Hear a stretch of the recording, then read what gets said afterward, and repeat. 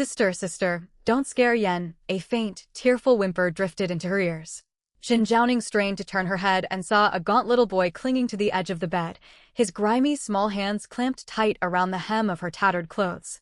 Terror flooded his eyes, tears washing streaks of mud down his dirty cheeks. The moment her gaze locked onto his timid eyes, a flood of unfamiliar memories crashed violently into her mind. Xinjiaoning was 16 years old, a citizen of the Great Zhao dynasty. This realm did not correspond to any dynasty in recorded Chinese history. It was an independent realm named Great Zhao. Her father, Shen Wanshan, had once run a modest family diner on the outskirts of the capital, the Shen family eatery. Relying on an ancestral braised meat recipe, he had scraped by to support the whole family and secured a decent betrothal for Xinjiaoning with the only scholar in their neighborhood, Scholar Chen. Disaster struck a few months prior. One day while simmering meat, Shen Wanshan suddenly grew dizzy and collapsed, left permanently bedridden and unable to work. When the tree falls, the monkeys scatter. Scholar Chen, who had constantly preached Confucian virtues and relied on the Shen family's handouts to afford paper and ink, rushed over with a sharp-tongued mother without delay. They publicly tore up the betrothal contract, and the man spat directly onto Xinjiaoning's face. A destitute family that cannot even keep its diner afloat dares to cling to my son? Look in the mirror and see if you are worthy. Crushed by the collapse of her family and the humiliation of the broken engagement, the timid original girl had completely broken down. The night before, she had left the last hard chunk of coarse grain cake for her 6-year-old brother Shen Yan, then collapsed onto the tattered cotton bedding and never woke again. Now, the body housed the soul of Xinjiaoning, a top-tier catering planner worth hundreds of millions in the modern world, a revered private banquet chef courted by wealthy elites and corporate magnates alike. An overwhelming wave of weakness washed over her, her legs buckling as she nearly crumpled to the ground. Hunger. She was starving. Sister. Xinyan scurried over on short legs and hugged her calves tightly, hot tears dripping nonstop. Don't die, sister. I'll work myself to the bone for strangers to earn money for us. Xinjiaoning's heart softened at the sight of this ragged yet clean-faced boy who cared only for his elder sister. Orphaned from childhood in her past life, she had fought alone for years, never knowing what it meant to be loved and relied on unconditionally by family. She lifted her bony hand and stroked his dry, yellowed hair. Don't say such things. I'm not going anywhere, and I'll never let you slave away for others. Her voice was gentle yet unshakable. As long as I'm here, no one will harm anyone from the Shen family. She glanced toward her father's unconscious form on the sickbed. This was Xinjiaoning. With millennia of culinary evolution stored in her mind, countless award-winning modern recipes and proven business strategies at her disposal. In this ancient world where stir-frying was barely known, and cooking was limited to boiling, roasting, and stewing alone, rebuilding the family fortune would be trivial. Winning over the taste buds of the entire realm was only a matter of time. A loud, rumbling growl from her stomach cut short her grand aspirations. Shen Yan clamped a hand over his own empty belly and swallowed hard, whispering softly, Sister, I'm so hungry too. Come with me. Xinjiaoning took a deep breath and laced her fingers through her brother's small hand. To the kitchen. I'll make you something to eat. Food is the paramount necessity of people. Before chasing lofty goals, filling their bellies came first. As a former ruler of the kitchen, stepping into this kitchen felt like a general returning to their battlefield. Yet when Xinjiaoning pushed open the rickety wooden kitchen door, the undefeated chef fell silent. A section of the brick stove had crumbled, and the iron wok sported a jagged chip along its rim. The chopping board was scarred with knife marks and caked in black grime. The only seasoning pot held a small amount of coarse, dark rock salt, with not a hint of cooking oil anywhere to be smelled. Worse still was what she found when she lifted the lid of the rice vat. Only a thin layer of grain lined the bottom, not polished white rice, but husky, discolored brown rice tainted with a faint moldy odor. This was the entirety of the Shen family's possessions. Even the most skilled cook cannot prepare a meal without ingredients. Staring at the moldy rough rice in her palm, the top private chef's brows drew tightly together. This low-quality grain was barely fit for livestock feed, let alone for human consumption or sale. How would she make their first meal in the Great Zhao dynasty? Xinjiaoning stared blankly at the moldy brown rice for a full 30 seconds. In her previous life, every cooking session began with premium Wagyu beef and garnishes of deep-sea caviar. Now, Her wok was broken, her stove damaged. Sister, Xinyan tugged weakly at her sleeve. If we have no grain left, I can dig wild roots in the back mountain. I'm not hungry at all. Xinjiaoning breathed out slowly to calm her exasperation. She knelt down and pinched his gaunt cheek lightly. Wild roots are for rabbits. You're my little brother, I would never feed you such things. She rolled up her faded, patched sleeves, revealing slender, pale wrists weakened by malnutrition. Wait here. I'll work a little magic for you. First, she rummaged through a tattered basket behind the stove and found several wilted but usable wild green onions, foraged by the original girl on the mountainside a few days prior. Next, she scraped roughly 2 spoonfuls of oil from the bottom of a black ceramic jar. Her greatest discovery was a crumpled paper sack hanging from a beam. Stepping onto a wobbly wooden stool, she retrieved it. Inside rested a slab of cured pork roughly the size of an adult palm. That's the cured meat father saved through last New Year and never touched. Xinyan's eyes lit up, only to dim instantly. But it's rock hard, impossible to chew, and far too salty to swallow comfortably. That's only because no one knew how to prepare it properly. A spark flashed in Xinjianing's eyes. With this cured pork, she had the core flavor base for their meal. Finally, she poured a handful of coarse flour out of a cloth sack in the corner. Though the supplies were pitifully scarce, they were more than enough for Xinjianing to deliver a shocking culinary experience to the people of Great Zhou. Yan, light the stove. Xinjianing picked up a rusted kitchen knife. Right away. Though confused about her plan, the boy gained confidence from his sister's resolute demeanor and knelt by the stove to pump the bellows skillfully. Whooshing flames licked the stove interior, bringing a trace of warmth to the freezing kitchen. Xinjianing wasted no time. She dropped the rock, hard cured pork into boiling water to blanch it, drawing out excess salt and years of accumulated impurities from the preserved meat. Sharp, rhythmic chopping sounds echoed through the small room as she demonstrated masterful knife skills. The wild onions were sliced into neat, vibrant green minced pieces, while the cured pork was carved into paper, thin, translucent slices. Wow, Xinyan watched in awe. He had watched his father chop ingredients countless times, messy, uneven hacking that left chopped fragments scattered everywhere. This was not chopping at all, it was pure magic. Ignoring her brother's admiring gaze, Xinjianing tipped the handful of coarse flour into a bowl. Instead of cold water, she used the warm broth from boiling the cured pork, stirring rapidly in a single steady motion. This was the scalded dough technique. Coarse grain cakes tasted unpleasant due to tough wheat bran fibers that scratched the throat. Scalding flour with hot water gelatinized starches instantly, boosting moisture and softening the dough texture.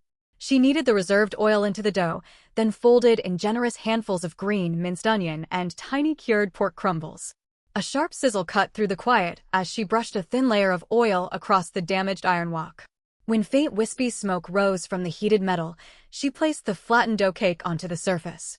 Grease and carbohydrates reacted fiercely under high heat, releasing an overwhelmingly rich aroma. Hot oil unlocked the fresh scent of green onions, while rendered fat from the cured pork seeped into the dough, turning the dull, dark pastry golden and crisp around the edges. It smells incredible, sister, it smells so good. Xinyan breathed in deeply, greedily drinking in the fragrance. He had never encountered such a scent before.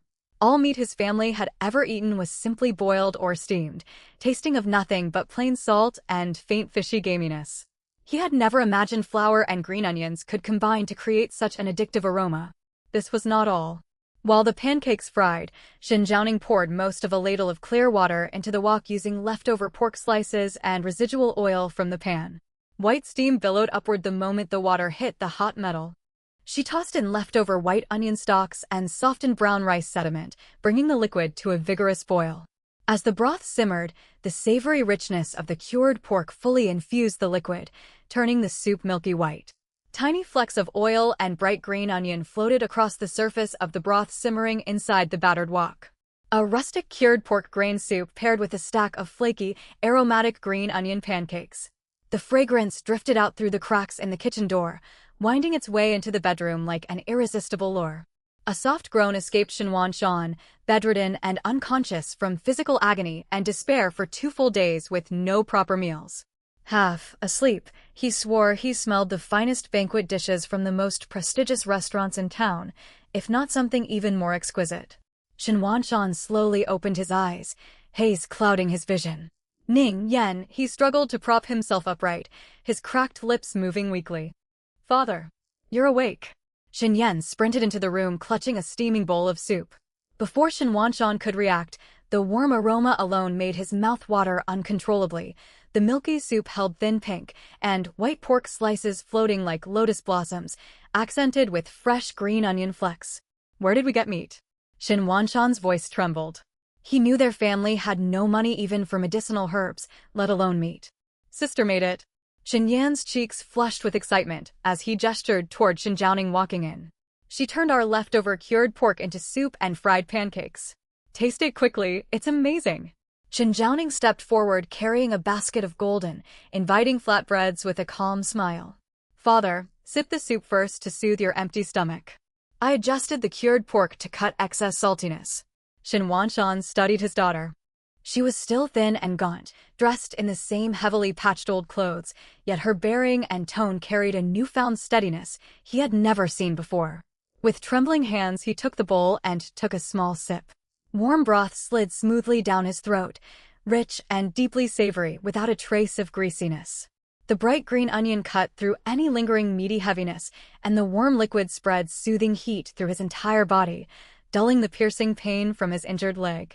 Ning, did you really make this? Shen Wanshan stared at her in disbelief. He had run a diner for decades, proud of his own braised meat craftsmanship. Yet this simple soup his daughter had whipped up tasted far better than his own peak creations. He bit into one of the green onion pancakes. A crisp crunch echoed through the quiet cottage. Flaky outer layers gave way to soft, tender crumb inside. The salty cured pork and fresh onion fragrance weaving together perfectly. Her precise control over heat made up for their meager seasonings. How can food taste this wonderful? Hot tears streamed down Shen Wanshan's face as he struck his chest in remorse. I have failed you, child. You possess extraordinary talent for cooking, yet I lie helpless in this bed. I have buried your gift and forced you and your brother to starve and endure scorn from outsiders. I am unworthy to be your father. He raised a palm to strike his own face, only for his thin wrist to be seized firmly by Shen Jiaoning's equally bony yet strong hand. He looked up at his daughter through blurred tear-filled eyes. Her gaze burned with unwavering confidence and resolve. Father, rest easy. With me here, our family will never collapse. I will rebuild everything the Shen family once had. Shen Jiaoning carried a worn wicker basket out through the courtyard gate. Look who's here, the Shen girl. Haven't you heard? Scholar Chen formally ended their engagement and tore up the betrothal papers just yesterday. Poor thing has no parental support and has been cast aside by her intended spouse. If I were her, I would have hanged myself long ago instead of wandering about openly. At the lane entrance, a group of middle-aged women sorting vegetables gossiped loudly, staring and whispering. Their gazes held a hint of pity, but mostly mocking amusement. In their eyes, a jilted girl from a fallen household had no future left to speak of. Shen Jiaoning walked straight past them without slowing her pace, not sparing them a single glance. Her back was held rigid and upright with steady, measured steps. Her unruffled composure left the women stunned, having expected tears or a rushed retreat. Could the girl have lost her mind from grief? Lost her mind? Shen Jiaoning scoffed silently to herself. She lived by one rule: only the weak pay heed to idle gossip. The strong forge ahead so quickly that those who spread rumors cannot even catch sight of their footsteps. Her sole priority right now is earning money. Working manual labor would never earn enough capital quickly enough. Selling recipes was useless. No wealthy households in Qinghe County would recognize their value. Seeking work as a head chef in a formal restaurant was impossible. No eatery would hire a penniless young woman with no references or reputable background. Her only viable path was launching a small street food stall. Drawing on modern food business principles, she would craft a single standout dish far superior to any local fare. She walked through narrow alleyways and emerged onto West Street, the busiest market district in town during the morning rush. Vendors lined both sides of the street, loud cries hawking their goods filling the air. Shen Jiaoning did not rush to purchase supplies immediately. Instead, she strolled slowly from one end of the market to the other, mentally cataloging every food stall. Steamed buns, mantou, baked flatbreads. She shook her head inwardly at the abysmal local cooking standard. The steamed buns had thick, tough dough skins with gamey, poorly seasoned fillings. Baked flatbreads were dry, hard lumps of steamed flour that left diners choking. Even the most upscale stalls only served thick, bland meat gruel. Local cooking barely prioritizes flavor beyond cooking ingredients through to edibility, Xin Jiaoning judged. None of these vendors understood layered seasoning, let alone precise heat management. She paused at a lamb soup stall. The vendor stirred a murky pot of broth dripping with sweat, the air thick with sharp lamb game and grassy odors. Even so, the stall was crowded with paying customers. "How much is a bowl of soup?" Xin Jiaoning asked. 3 coins, 5 coins with extra meat, the vendor replied without lifting his head. Xin Jiaoning noted the local pricing before observing the crowds. Laborers and porters craved filling, flavorful meals served quickly. Wealthy household stewards had money to spend and would happily pay for unique, fragrant street food that outshone every other stall's offerings. Her business plan solidified instantly: affordable, intensely aromatic, ready to serve food. One classic street food perfectly fit these criteria from her professional experience: layered crispy green onion pancakes paired with a tangy, refreshing offal soup to cut through richness. In this realm accustomed to mild boiled and steamed dishes, this high-carb, richly flavored combination would be an overwhelming hit. Xin Jiaoning touched the pouch tucked inside her clothes. It held exactly 10 copper coins, sewn into the lining of her undergarment by the original girl's late mother as emergency savings. "This will be our starting capital." She approached a general goods stall. "How much for flour?" "For copper coins per jean of refined white flour, 2 coins per jean of coarse flour." The vendor eyed her tattered clothing and spoke coldly. 1 jean of white flour and 2 jean of coarse flour. Xin Jiaoning handed over 8 coins without hesitation. Pure white flour would cost too much for her startup budget. Mixing refined and coarse flour would cut costs, and proper dough kneading techniques would mask any textural differences. "I'll also take 1 coin's worth of pork fat trimmings." She moved to the butcher stall. Premium pork was unaffordable, yet cheap fatty scraps could be rendered down into lard, the secret to perfect green onion pancakes. With her final remaining copper coin, she bought a large bundle of wild green onions from a vegetable seller, politely asking the elderly vendor for a small handful of dried chili peppers. Known as cheen peppers in this era, these spices were somewhat costly. But the warm-hearted woman admired Xin Jiaoning's neat appearance and polite tone and gifted her the chilies freely. "What do you plan to do with these fiery cheen peppers, young lady?" the vendor asked curiously. Xin Jiaoning smiled warmly. "These peppers will help me make my fortune." After purchasing all her supplies, a single empty copper coin sat in her palm. She truly had nothing to her name now. Carrying her basket of flour, fat, and green onions, she walked back against the bustling market crowd. She soon crossed paths with a group of robed scholar students, led by a handsome young man marked by conceit and sharp disdain, Scholar Chen, the man who had broken their engagement. Chen halted upon spotting Xin Jiaoning, his face twisting with disgust as if he had stumbled upon something filthy. "Miss Xin." Putting on an air of cultured grace for his fellow students, he blocked her path with a feigned sigh. "Our betrothal has been dissolved.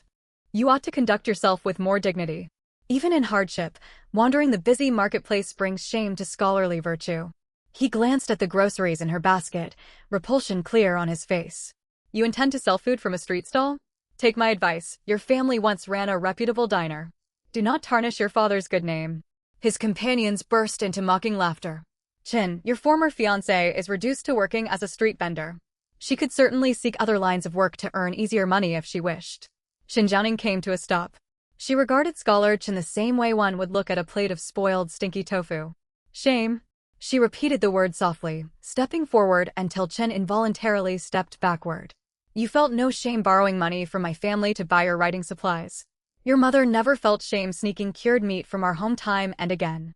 Now I earn an honest living with my own hands, and suddenly this is shameful. How dare you speak so crudely?" Chen flushed bright red, his hypocrisy laid bare for all to see. "I have far less polite words waiting if you push me." Xin Jiaoning sneered coldly. "Pay back the money you owed my family for those borrowed books. As for what I sell and whether it brings shame," she lifted the bundle of green onions in her hand. "In a few days' time, you will not even be worthy of carrying my shoes."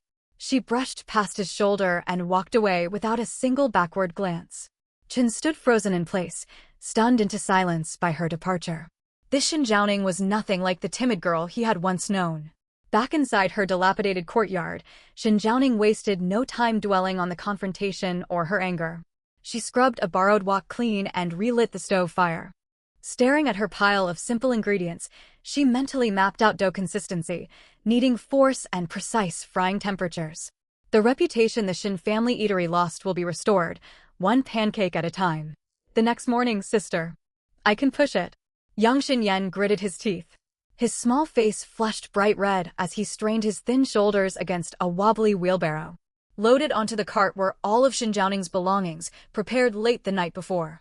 A chipped clay stove borrowed from old Madame Wang next door, a shallow frying pan whose rim was blackened from constant burning, a makeshift chopping board cobbled together from broken planks, and 2 wooden tubs draped with tattered cloth.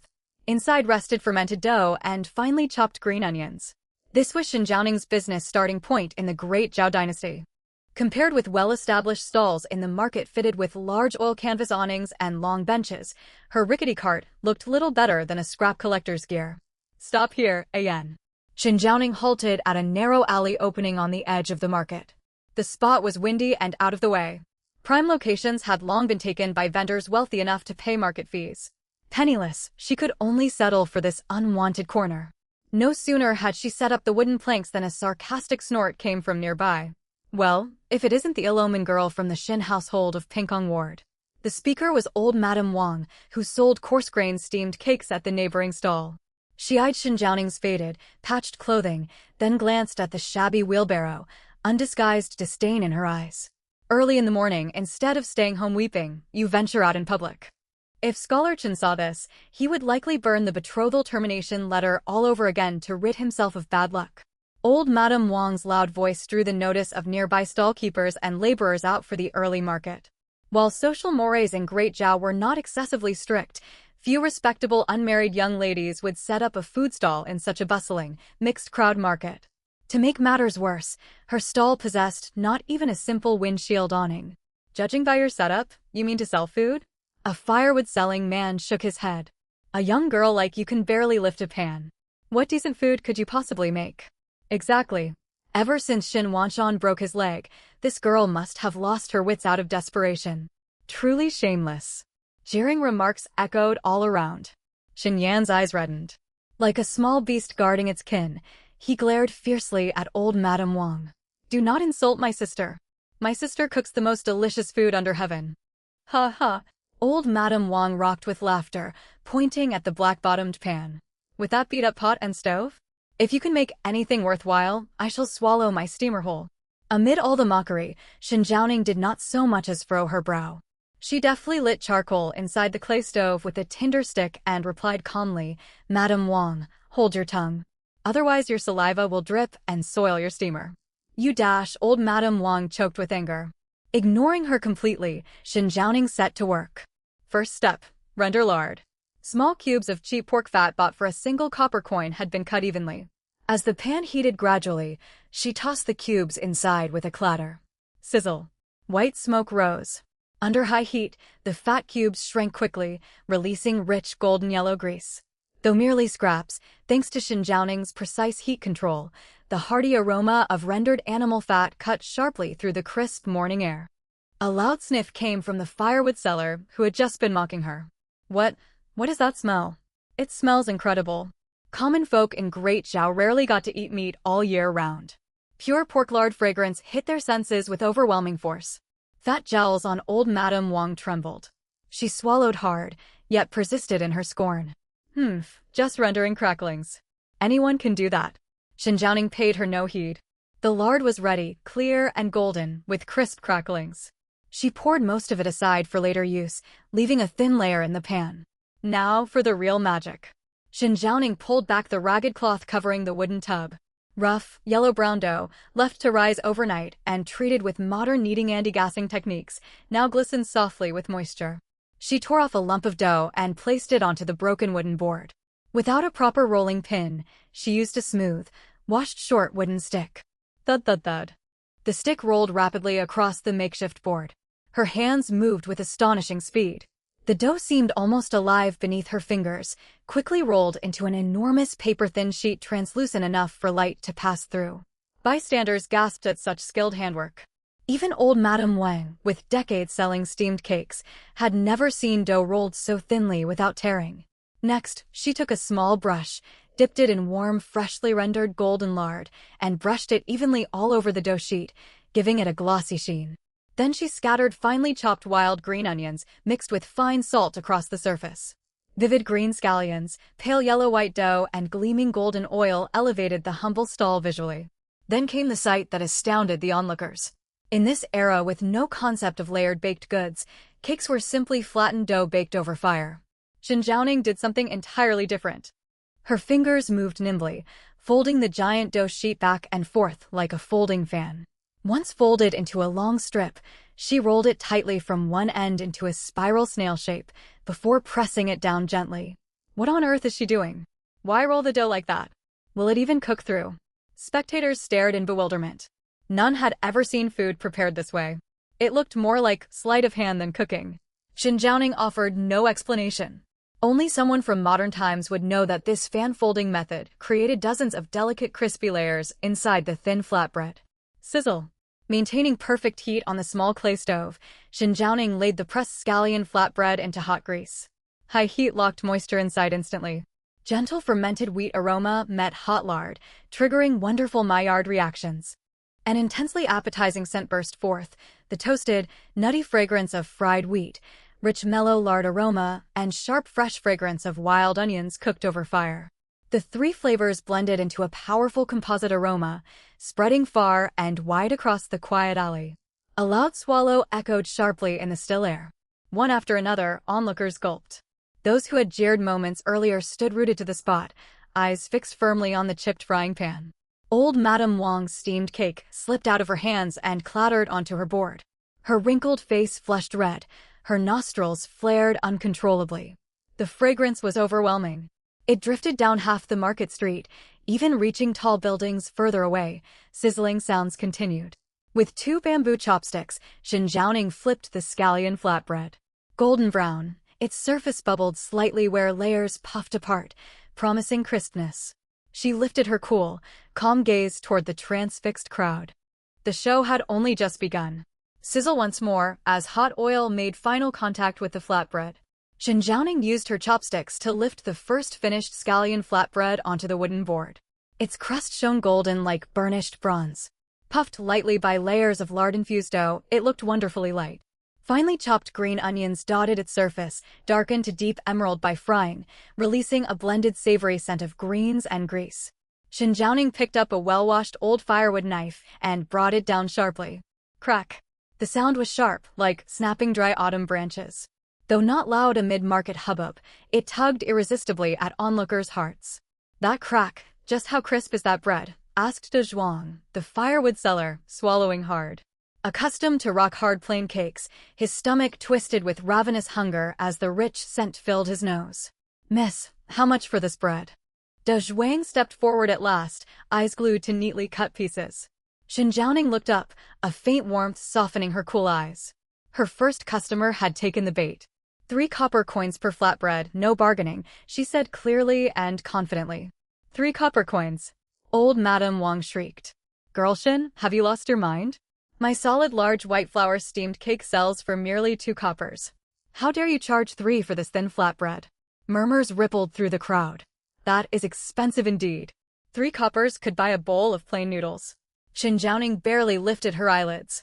She took 2 clean lotus leaves, picked up a piece of flatbread and held it out toward De Zhuang. 3 copper coins for a flavor you have never tasted in your life. Would you care to try, brother?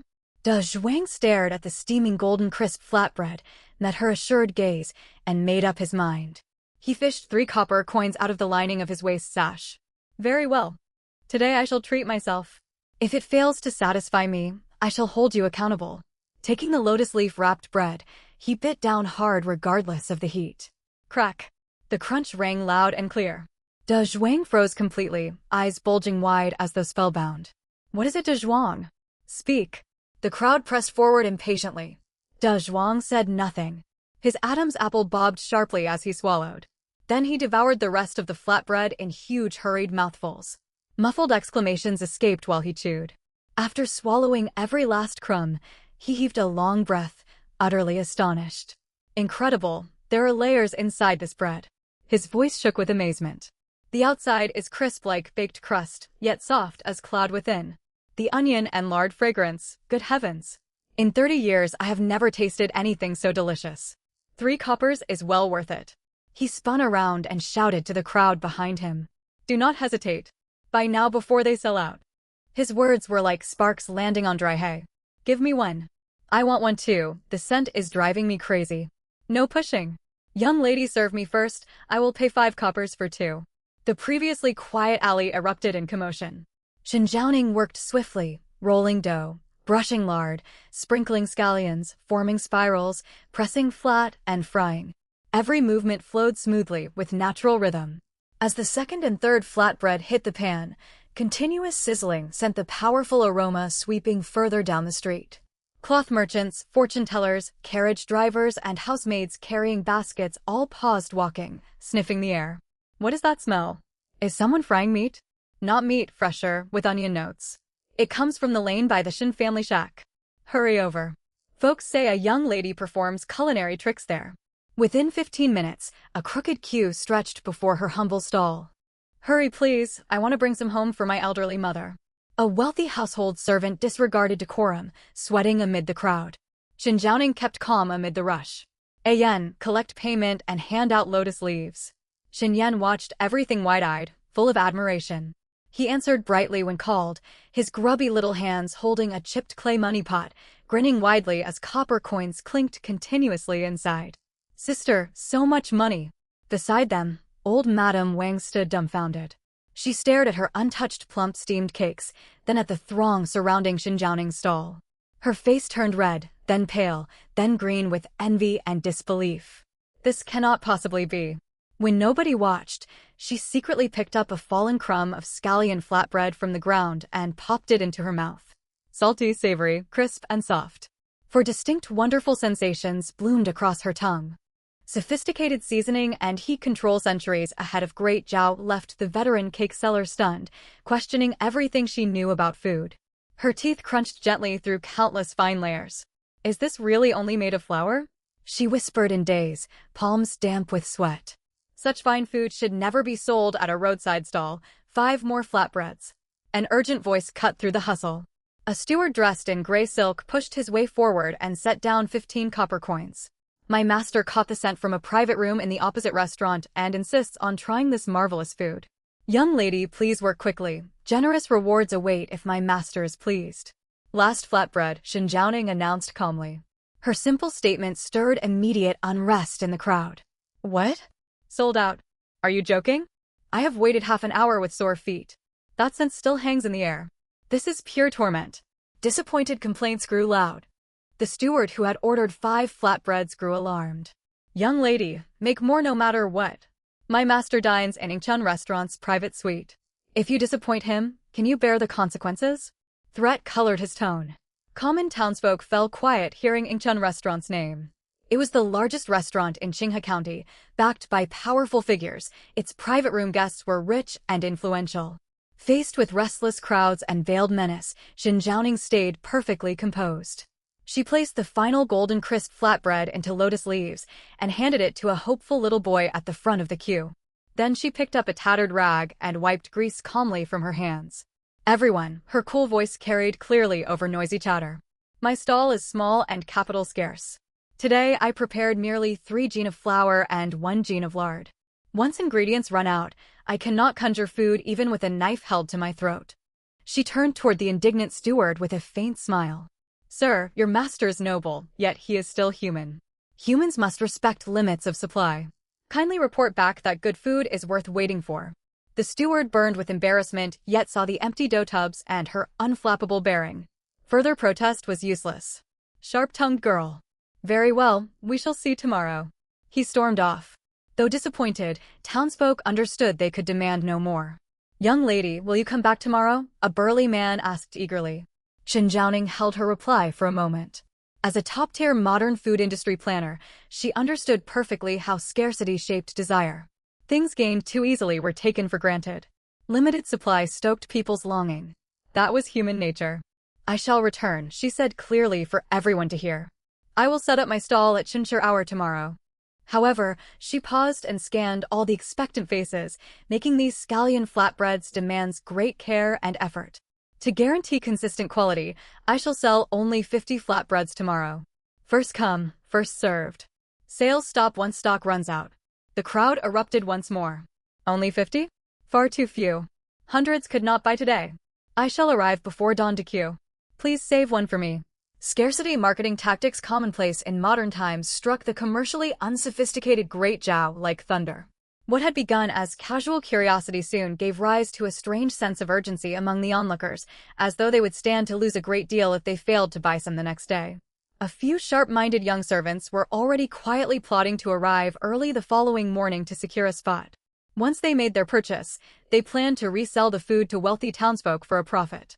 Xinjiaoning watched the ancients, stirred into eager anticipation by her few well-chosen words.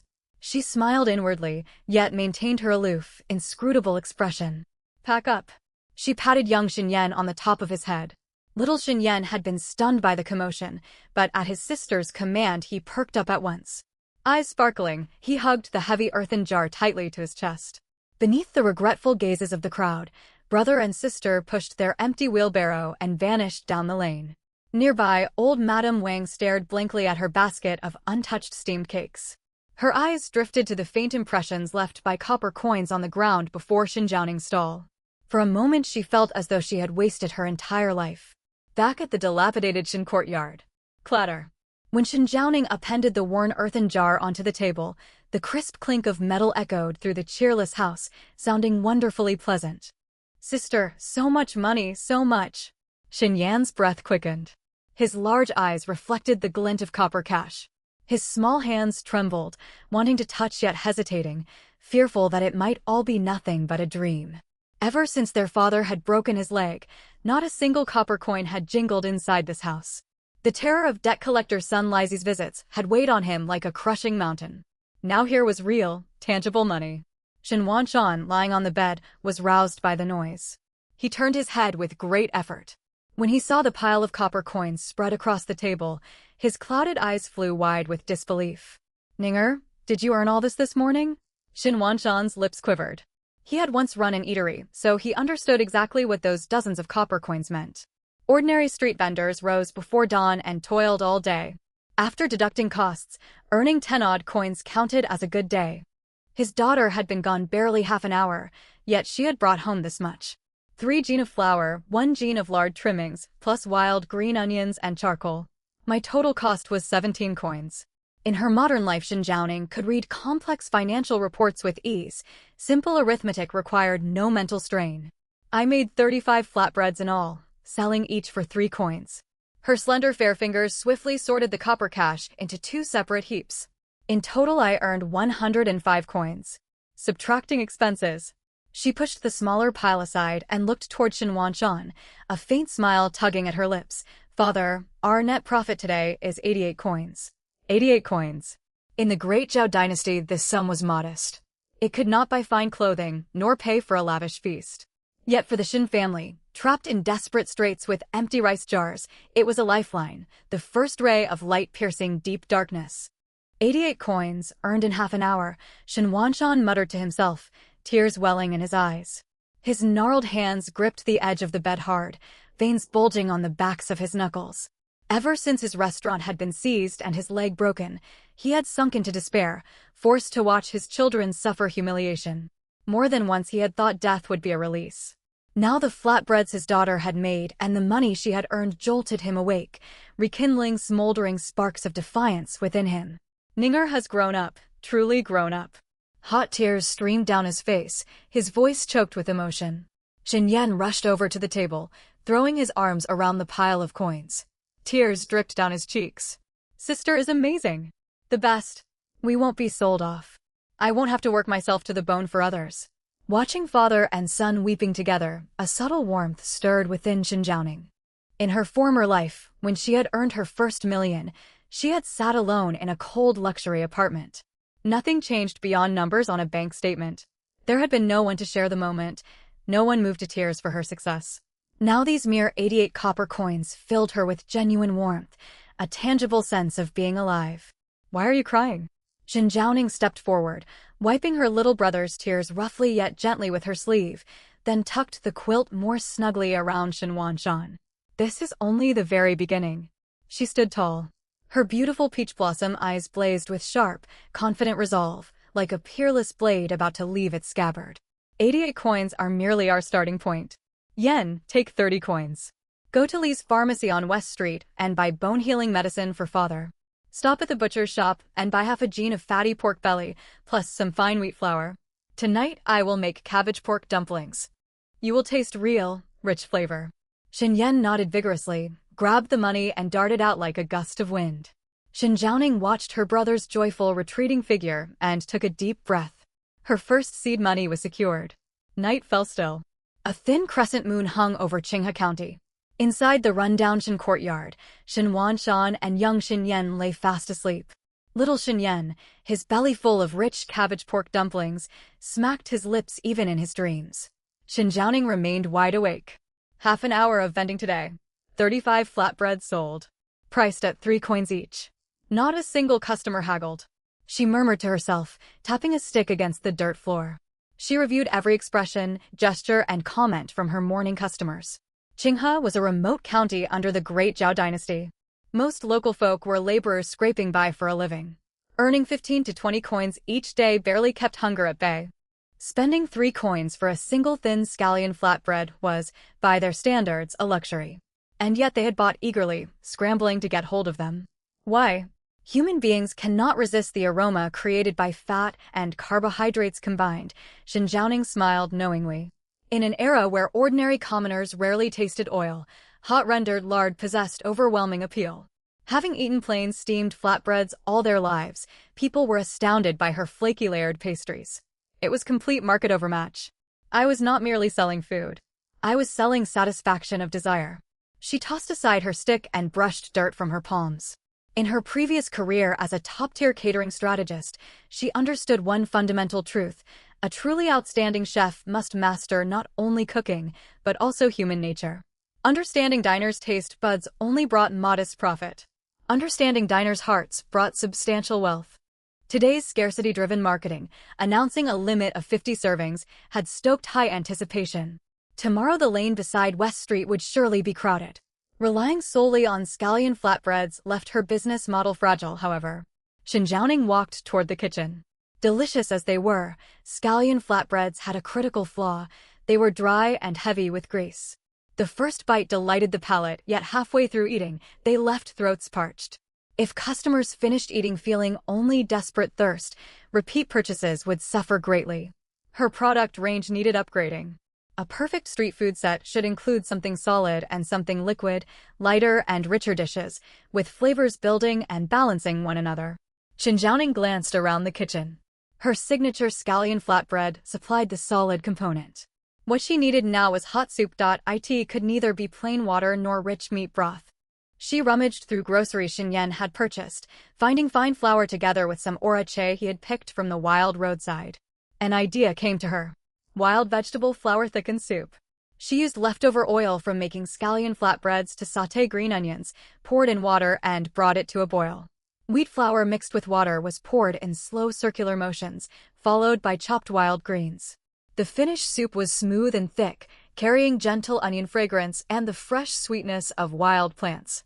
Ingredients cost next to nothing, yet it perfectly balanced the flatbread's heavy oiliness, leaving diners feeling comfortable and content. Flatbread and soup still need something sharp to refresh the palate. She walked to a shadowed corner under the eaves and lifted a dust-covered clay jar. It held pickled mustard tubers preserved by the Shen family long ago. Crudely salted and overly briny, bitter and overly salty, even Shen Wanshan could barely stomach them, so the jar had sat forgotten. To Shen Jiaoning these preserved vegetables were precious.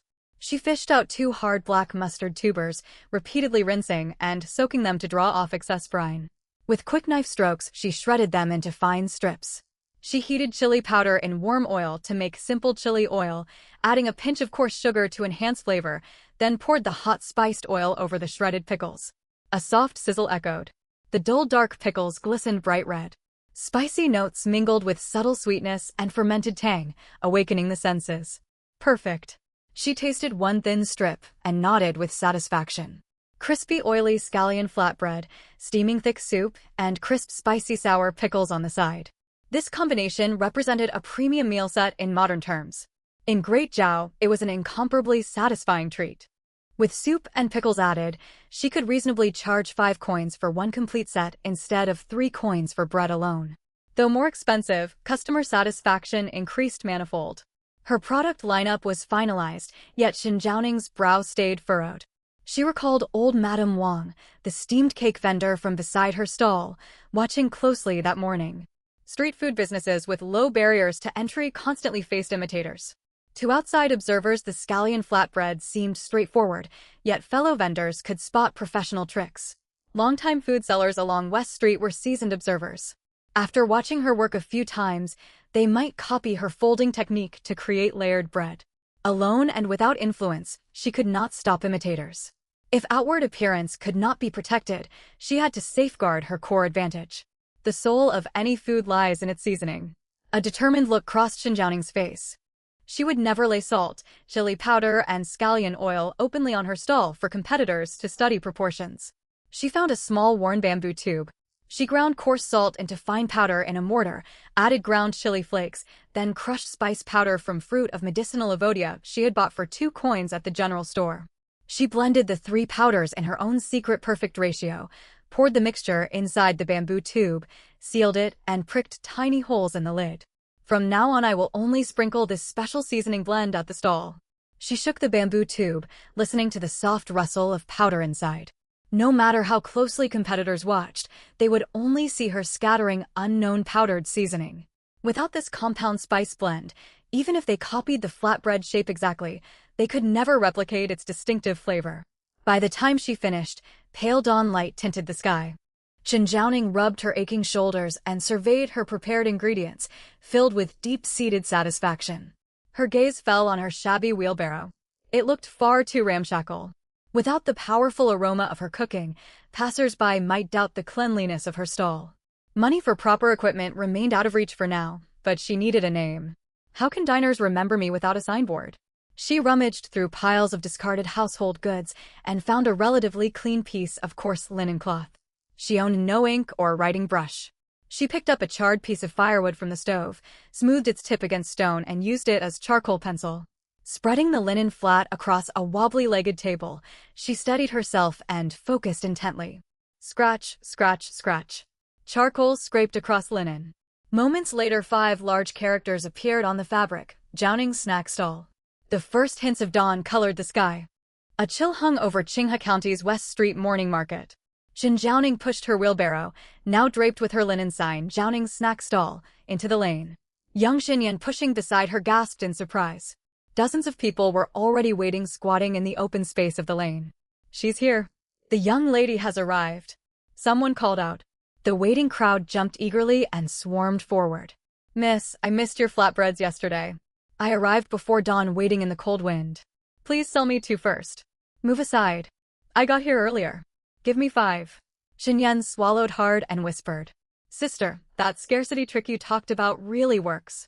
Xin Zhaoning smiled, remaining perfectly calm. She steadied the wheelbarrow and unloaded her chopping board, iron pan, and clay stove with practiced ease. Everyone please stay orderly. Today's limit remains 50 servings. However, she paused, lifting a larger clay pot and small coarse ceramic bowls from a hidden compartment under the cart. Besides scallion flatbreads, I now serve hot soup and seasoned pickles. Flatbread alone costs 3 coins. The complete set, 1 flatbread, 1 bowl of soup, and 1 small dish of pickles, costs 5 coins total. 5 coins. Gasps rippled through the crowd. For common folk who stretched every coin as far as possible, spending 5 coins on breakfast felt extravagant. Just plain soup and pickles and you ask for 2 extra coins? Young lady, aren't you being greedy? One man protested. Xin Zhaoning offered no verbal defense. Instead, she demonstrated her cooking. She placed leftover lard scraps in the pan. As fat sizzled, she tossed in wild green onions. A rich, inviting onion aroma billowed outward, drawing everyone's attention. Next, she poured in water. Once boiling, she swirled diluted flour paste into the pot, sprinkling chopped orache greens on top. Thick steaming wild vegetable flour-thickened soup bubbled gently. She then uncovered her jar of pickles. Finely shredded black mustard tubers glistened under bright red spicy oil. Tangy fermented fragrance made everyone's mouths water. What strange food. It smells incredible. The man who had just complained stared fixedly, his Adam's apple bobbing repeatedly. As customers hesitated over spending 5 coins, a cold snort came from behind the crowd. Pompous tricks. Mere gimmicks. People turned to see a gaunt elderly scholar in faded blue-gray robes with a thin goatee walking over. This was Mr. Lee, a local failed scholar who had sat the imperial examinations all his life without obtaining even the basic Shiotsuai rank. He possessed a sharp temper and enjoyed criticizing street vendors. From far away I smelled this overwhelming greasy stench. Instead of eating simple nourishing congee and vegetables, you gather here fooled by heavy-flavored street food. 5 coins for 1 serving. You are nothing but a greedy merchant bringing shame upon scholarly values. Mr. Lee shook his beard and waved his tattered folding fan toward Xinjianing's stall, feigning moral outrage. Though annoyed, local townsfolk still respected scholars, and no one dared argue back. Xinjianing kept working, rolling out flatbread dough and slapping it onto the hot pan. Sizzling hot lard bubbled along the bread's edges. She lifted her bamboo seasoning tube and sprinkled powder over the flatbread. Instantly multi-layered aromas unfolded, savory saltiness, warm spice, rich fat, and toasted wheat. Mr. Lee, mid-rant, fell abruptly silent. His nose twitched uncontrollably. Superior disdain faded from his features, replaced by obvious longing. Gulp. A loud swallow echoed across the quiet lane. The onlookers stared for a heartbeat, then burst into laughter. Ha ha. Master Lee, you call this vulgar greasy food, yet you are swallowing hard. Exactly. If you condemn her as a greedy merchant, why hang around breathing in the smell? Mr. Lee's face burned bright crimson. With great indignation, he slapped 5 copper coins down upon the chopping board from inside his sleeve. Laugh all you want. I am testing this food on behalf of everyone. I wish to taste what justifies a price of 5 coins. Should it taste terrible, I shall report you to the county magistrate for unfair business practices. Xinjianing's lips curved in quiet amusement, a glint of mischief in her eyes. Very well, Master Lee, please wait. Yen, serve the full set to the gentleman. Shortly afterwards, steaming soup, a small dish of spicy pickles, and a freshly baked flaky scallion flatbread were placed on a makeshift rough wooden board beside the stall. Mr. Lee sat down with a stern expression. He eyed the golden oil-rich flatbread with open distaste. So greasy. 1 bite will surely cloy. He pinched off a small piece between 2 fingers and put it into his mouth. Crisp outer layers crunched between his teeth, giving way to soft layered bread. Rich lard and balanced savory spice filled his mouth completely. The old scholar's eyes flew wide open. There was none of the expected rock-hard texture, nor any revolting stale odor. The flatbread felt almost alive in his mouth. Instinctively, he chewed vigorously, swallowing the large chunk in a few quick bites. Soon, however, a rich, oily heaviness settled on his tongue. Humph. As I thought. Coarse food like this clogs the throat when eaten in excess. The old scholar tried to save face. From behind the cooking stove, Xinjianing spoke calmly. Master, try some soup with a side of pickled mustard greens. Skeptical, the old scholar picked up a chipped coarse ceramic bowl. He blew on the steaming surface and took a cautious sip of wild herb soup. Hot batter broth infused with green onion aroma slid down his throat. Its gentle, fresh sweetness was like spring rain, instantly washing away the excess grease in his mouth. Warmth spread through his stomach, wonderfully soothing. Almost against his will, he picked up a bright red strand of pickled mustard greens. Crunch. Fermented tang, heightened by chili oil, cut straight through his dulled senses, sharpening his mind and stirring his appetite. Individually, none of the 3 dishes were extraordinary. Together, they formed a flawless cycle of flavors. Bite of flatbread, sip of soup, strip of pickle. Another bite of flatbread, another sip of soup. Silence fell over the whole alley. Onlookers watched, astonished, as the normally dignified old scholar ate ravenously, like a man starved for 3 days. Slurp. He drained the last drop of hot soup. He even licked away a speck of chili oil left at the corner of his mouth. Setting down the bowl, he stared blankly at the empty table, lost in a long silence. Master, has the food poisoned your wits? A burly man nearby asked cautiously. Old scholar Lee jolted back to his senses. His face burned bright crimson, yet his eyes blazed with unprecedented fervor. He slammed a hand on the table, fumbled 5 more copper coins out of his sleeve with trembling hands, and shouted in a cracking voice, "Give me another full serving. Quick!" A murmur swept through the crowd. If the fussy, penurious Masterly was willing to spend 10 copper coins for 2 servings, the food must truly be good. "One full set for me. I want one too. Hands off, I paid first." People who had hesitated over 5 copper coins surged forward. The 50 limited daily portions vanished before their eyes. Behind the stove, Xinjiaoning worked methodically. The clink of copper coins dropping into her money jar made her eyes shine brighter. Word-of-mouth praise was firmly established. In less than half an hour, all 50 full servings were sold out. Those who had missed out groaned in frustration. Lucky customers squatted against the wall, eating heartily, grease glistening around their mouths. The name Zhaoning Snack Stall carried on rich street food aromas, spread rapidly through West Street in Qinghe County. Less than 10 paces away, behind another stall, old Madame Wang, who sold steamed flatbreads, stared rigidly at Xinjiaoning's brother, who kept taking money. She twisted the hem of her apron almost to shreds. Not a single steamed bun had been sold all morning. All her regular customers had been drawn to the rival stall by its bewitching fragrance. "Sister, pinch me. Am I dreaming?" Xinyan squatted behind the handcart. His grubby little hands guarded a heavy clay jar brimming with 250 copper coins. Amused by her brother's greedy delight, Xinjiaoning chuckled and ruffled his unkempt hair. "You think this is a dream?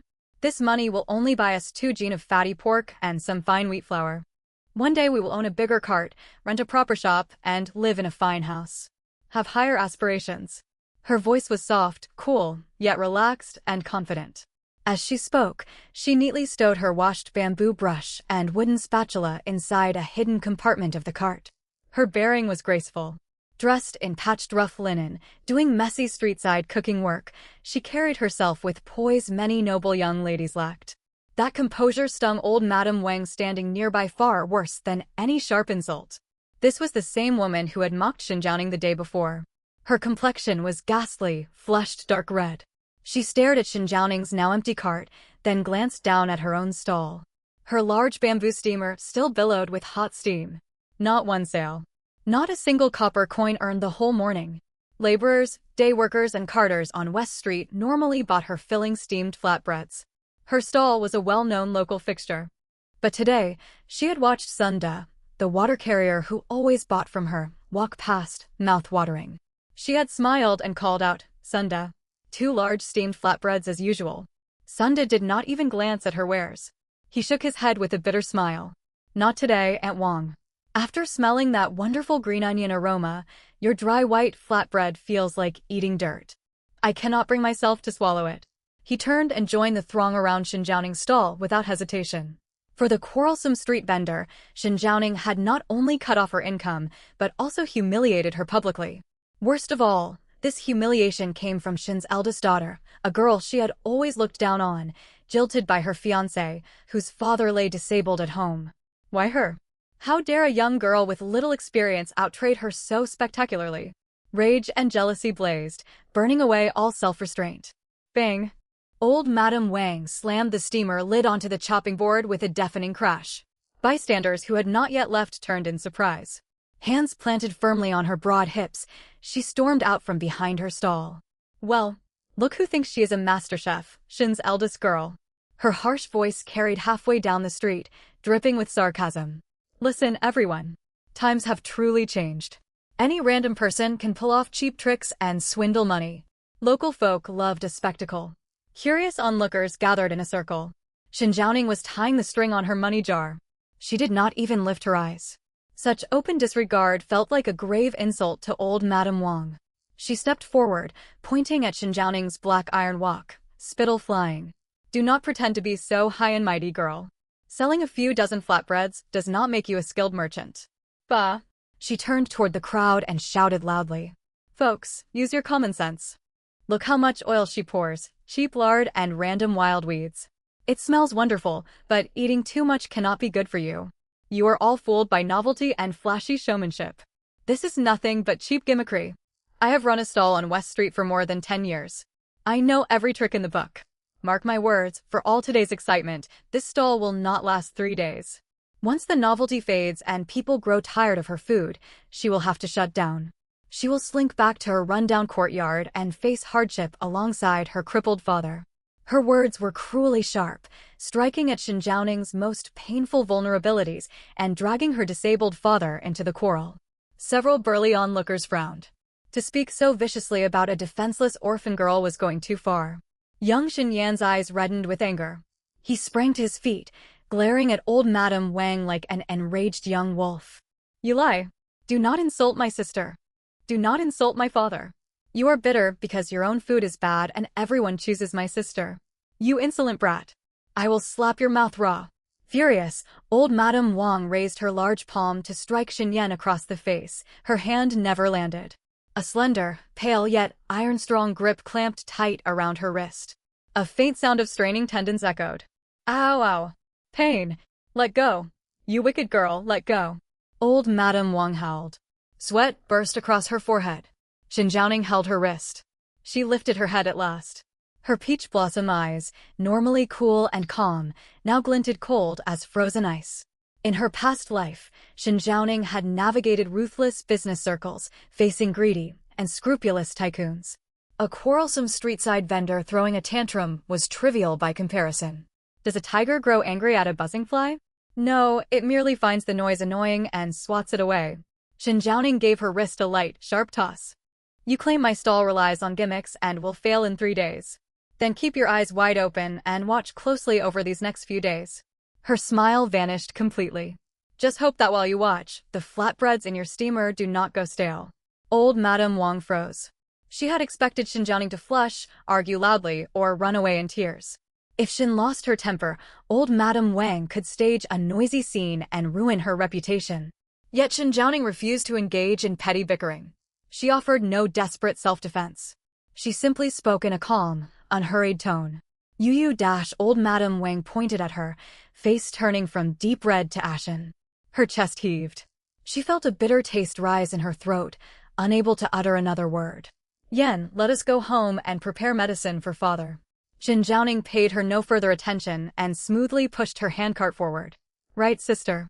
Xinyan cheered, triumphant, marching proudly beside the cart. Amid mixed looks of admiration and curiosity from onlookers, the rickety handcart, with its tattered linen sign reading Jiaoning's snack stall, fluttering in the breeze, rolled away down the alley. Early the next morning, old Madame Wang set up her steamed bread stall extra early. She wore clean clothes and even dabbed osmanthus-scented oil in her hair. Yesterday I was caught off guard and that girl took advantage. She kneaded dough vigorously and grumbled to her son Tai-Dan. Tai-Dan, listen carefully. She banged her rolling pin hard against the board, her triangular eyes narrowed. If you so much as glance toward that wretched stall of the Shin family, I will beat you. 17-year-old Tai-Dan was a growing boy with a large appetite. His stomach rumbled loudly. He pouted unhappily. I hear you, mother, but it really smells amazing. A light wind drifted down the alley. Sizzle, the familiar, irresistible aroma of fried green onions filled the air. Lard, spring onions, and flour reacted over high heat, releasing rich, mouth-watering fragrance that drifted straight into Tiadan's nostrils. He swallowed hard. The audible gulp stood out in the quiet morning. Old Madame Wang smacked the back of his head. Useless boy. Has a little lard bewitched you? Watch the stall for me. I am going to the latrine. If you dare buy food from her, I will thrash you. She hurried toward the back alley.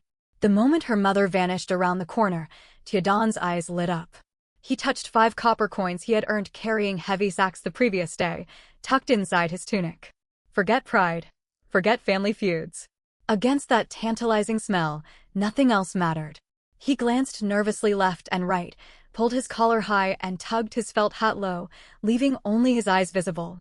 Crouching slightly, he scurried into the growing queue before Xinjianing's stall. Do not notice me.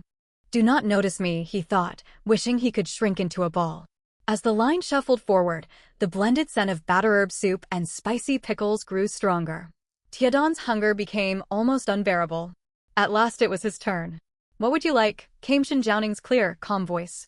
Keeping his head down, he mumbled, 1 full serving. 5 copper coins. He quickly dropped 5 coins into the clay jar. Xinyan, who collected payment, spotted his oil-stained tunic at once. This was old Madame Wang's son. Sister, that is. Xinyan began to point him out, but a hand gently covered his mouth. Xinjiaoning smiled and shook her head at her brother. She had recognized Tide and the moment he sneaked into the queue. Business thrives on goodwill. One should never turn away paying customers. Besides, having her rival's son enjoy her food was its own quiet victory. Very well, one full serving. Xinjiaoning's tone stayed pleasant. She skillfully wrapped a freshly baked, crisp layered green onion flatbread in lotus leaf paper. She ladled thick wild herb batter soup. Before Tiden thought she was finished, she scooped an extra spoonful of rich thick batter into his bowl. She also added a generous extra helping of spicy pickled mustard greens. Growing boys eat a great deal. This extra soup and pickles are on me. She gave him a meaningful faint smile. Tiden stiffened. He lifted his head and met her clear, all-seeing gaze. She knew exactly who he was. His face and ears burned bright red. His mother constantly ranted against this young woman, yet she did not drive him off. She had given him extra food. Her generosity filled him with shame. Thank you, Miss Xiaoning. He stammered, grabbed his meal, and hurried back to his family's stall like a startled cat. He had barely set the steaming breakfast down on the board and taken a single breath when a furious roar exploded. You ungrateful boy! Old Madame Wang had returned from the latrine. She spotted the fragrant flatbread and chili, oily pickles immediately. Rage shook her whole body. The moment I step away, you give her your money. Ungrateful wretch. I will beat you senseless. She searched for her rolling pin. Tiden stepped backward quickly, shielding his food. Mother, do not hit me. I only wanted to taste what makes it so popular. Taste nonsense. Her food is nothing but cheap trickery. She grabbed him by the ear and snatched his soup bowl. This watery soup. Those bright, red pickles must contain harmful ingredients. I will throw this away. Mother, do not. That cost 5 copper coins. Tiden cried out in alarm. 5 copper coins, enough to buy half a jean of brown rice. Old Madame Wang was mean by nature. Her hand froze mid-air. Throwing away real money hurt. The warm, savory scent of onions and wheat drifted up from the bowl. Her stomach rumbled loudly. She quickly invented an excuse for herself. It would be wasteful to toss it. I shall try it myself and expose whatever tricks she uses to fool people. With that, Aunt Wang lifted her coarse, glazed bowl and cautiously brought it to her lips. She had intended to find fault. All she planned was to take one sip, spit it out at once, and loudly mock the soup as slop. Yet, as the warm, thick batter soup slid across her tongue, as its pure, gentle sweetness mingled with lingering scallion fragrance bloomed inside her mouth, Aunt Wang froze completely. The texture was wonderfully mellow. Far from greasy, it chased away all the cold gnawing at her empty stomach from early morning. What strange flavor is this? Aunt Wang mumbled, her brows drawn tight, struggling to find words of criticism. But her actions betrayed her. She did not spit it out. Instead, she tilted her head back and swallowed a huge gulp. It's far too bland. Barely drinkable. Even as she grumbled, she picked up a shred of red, oil-pickled mustard and stuffed it into her mouth. Crisp crunch. The sharp sound of chewing rang out. Fermented sourness blended with the gentle heat of chili, striking like a bolt of lightning and jolting her dull taste buds awake. Hiss, Aunt Wang drew in a sharp breath. These pickled vegetables were bright, tangy, and refreshing. They cut through richness perfectly, carrying a faint, pleasant sweetness. They were infinitely better than her own overly salty, dark lumpy pickles. How could this be? Stormy emotions raged inside Aunt Wang, yet her expression turned even grimmer. It's too spicy. It burns my throat. No human should eat this. Aunt Wang protested loudly. She tore off a large piece of scallion pancake and crammed it into her mouth. The crust was crisp and golden, the inside soft and tender. Layer upon layer of savory oil aroma, together with the subtle spice blend, burst across her palate like fireworks. It was delicious. So delicious it brought tears to her eyes. Still, she could not afford to lose the argument. You call this a pancake? It's nothing but grease. Cloying beyond belief. Aunt Wang mumbled indistinctly, chewing furiously. Taidan. Terrible food like this will surely give you stomach trouble. She lifted the bowl once more. Gulp, gulp. For your own good, my boy, I will reluctantly finish this so it won't harm you. Taidan stared at his own mother in utter bewilderment. Aunt Wang held the pancake in one hand and the soup bowl in the other. A bite of pancake. A mouthful of soup. chopsticks full of pickled vegetables. She ate faster and faster, as if locked in a bitter feud with her breakfast, bent on devouring it completely. Between mouthfuls she kept making insincere remarks. It's passable at best. The heat was poorly judged. The scallions are chopped far too fine, unfit for decent tables. In less than half an incense stick's time, the scallion pancake, bigger than her face, was gone. The plate of red oil pickles was scraped clean, not a single drop of chili oil left behind. She licked the rim of the soup bowl spotless, brighter than if washed with water. Burp, a loud belch echoed abruptly beside her stall. Silence fell heavy over the spot. Aunt Wang held her empty bowl, stared at her shiny, oil-stained hands, and sank into dead silence. She had lost control. Standing nearby, Tai-Dan gazed sorrowfully at his mother. A single tear even clung to the corner of his eye. Mother, Tiadan's voice shook. You said it tasted awful. Why couldn't you leave even one bite for me? Sold out. Good folks, please come back tomorrow. The sun hung high overhead. With Xiao Xinyan's clear call, the Zhaoning snack stall closed another perfect business day. Ever since hot batter soup and spicy pickled vegetables had been added, this golden trio boosted sales tremendously. Shen Zhaoning had prepared 10 extra portions that day, yet everything sold out within an hour. The chipped clay pot brimmed heavy with copper cash. A quick rough count showed she had earned nearly 400 cash today. In Qinghe County, where most common folk earned barely more than a dozen cash each day, this was an enormous sum. Shen Zhaoning bent down, wiping her iron pot with a tattered rag. Xiao Xinyan leaned over the handcart, eyes crinkled into happy crescents, guarding the money jar like a little miser. Just then, a voice dripping with false warmth sounded beside the stall. Well now, girl, you tidy up quickly. Shen Zhaoning's hand paused mid-wipe.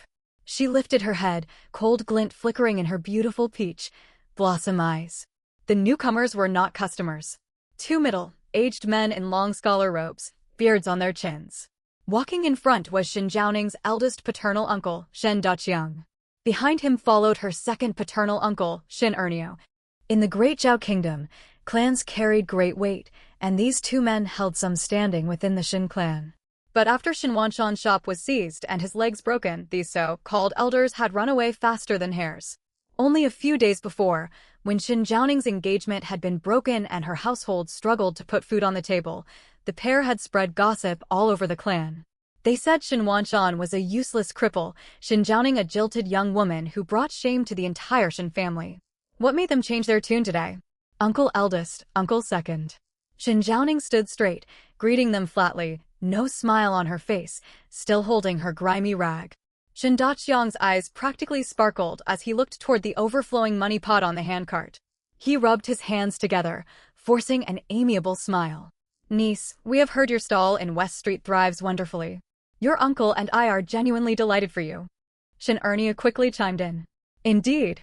You carry the blood of our Shen family, naturally you are gifted. Those harsh words I spoke before were born of disappointment, do not take them to heart. Several onlookers who had not yet left pricked up their ears. Shen Zhaoning sneered inwardly. Disappointment? More likely they smelled profit and hurried over. Speak plainly, uncles. I must hurry home to prepare medicine for father.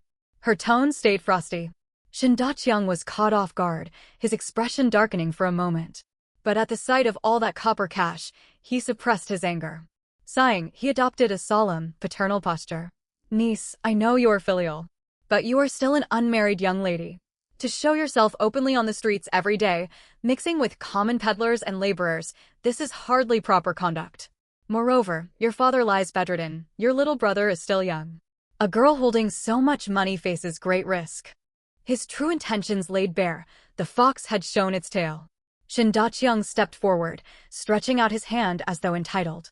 We are family, blood ties cannot be severed. From now on, your uncles will send men to oversee this stall for you. All money you earn shall go to the clan public fund. I shall keep it safely in your stead and help lighten your father's burden. You may collect a small living allowance from the clan each month. A murmur swept through the crowd. Bystanders were stunned. They had seen shameless behavior before, but never such brazen attempted seizure. The young girl worked herself ragged for that hard-earned money. Why should she hand it over to her uncle for safekeeping? Xiao Xinyan's face flushed bright with rage. Hugging the money pot tightly, he glared at Shen Daqiang like a tiger defending its food.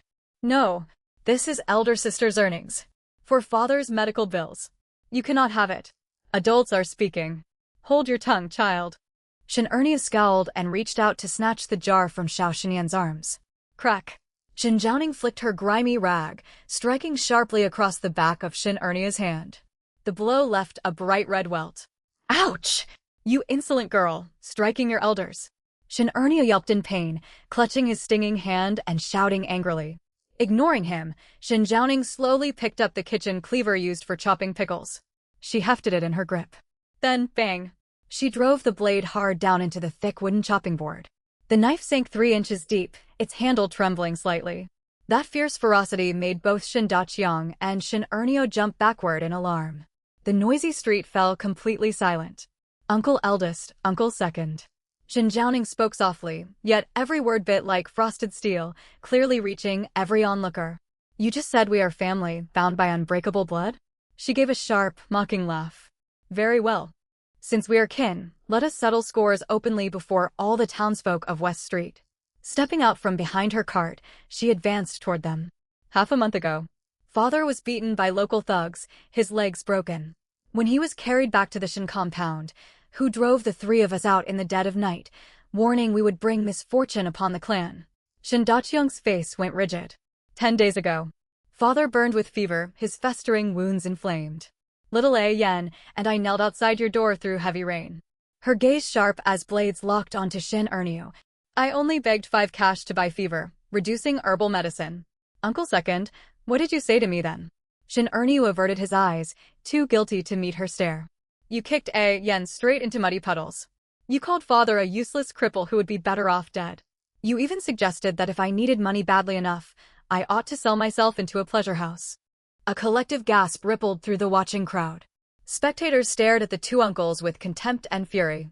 How could any man speak so cruelly to his own niece? Their conduct was inhuman. Shin Daqiang turned beet red. He had never imagined the formerly quiet, meek Shin girl would speak so sharply in public, laying bare their misdeeds and shaming them openly. You're spreading lies. You bear grudges against well-meaning elders, he stammered defensively. Bear a grudge. Shin Jiaoning let out a cold laugh.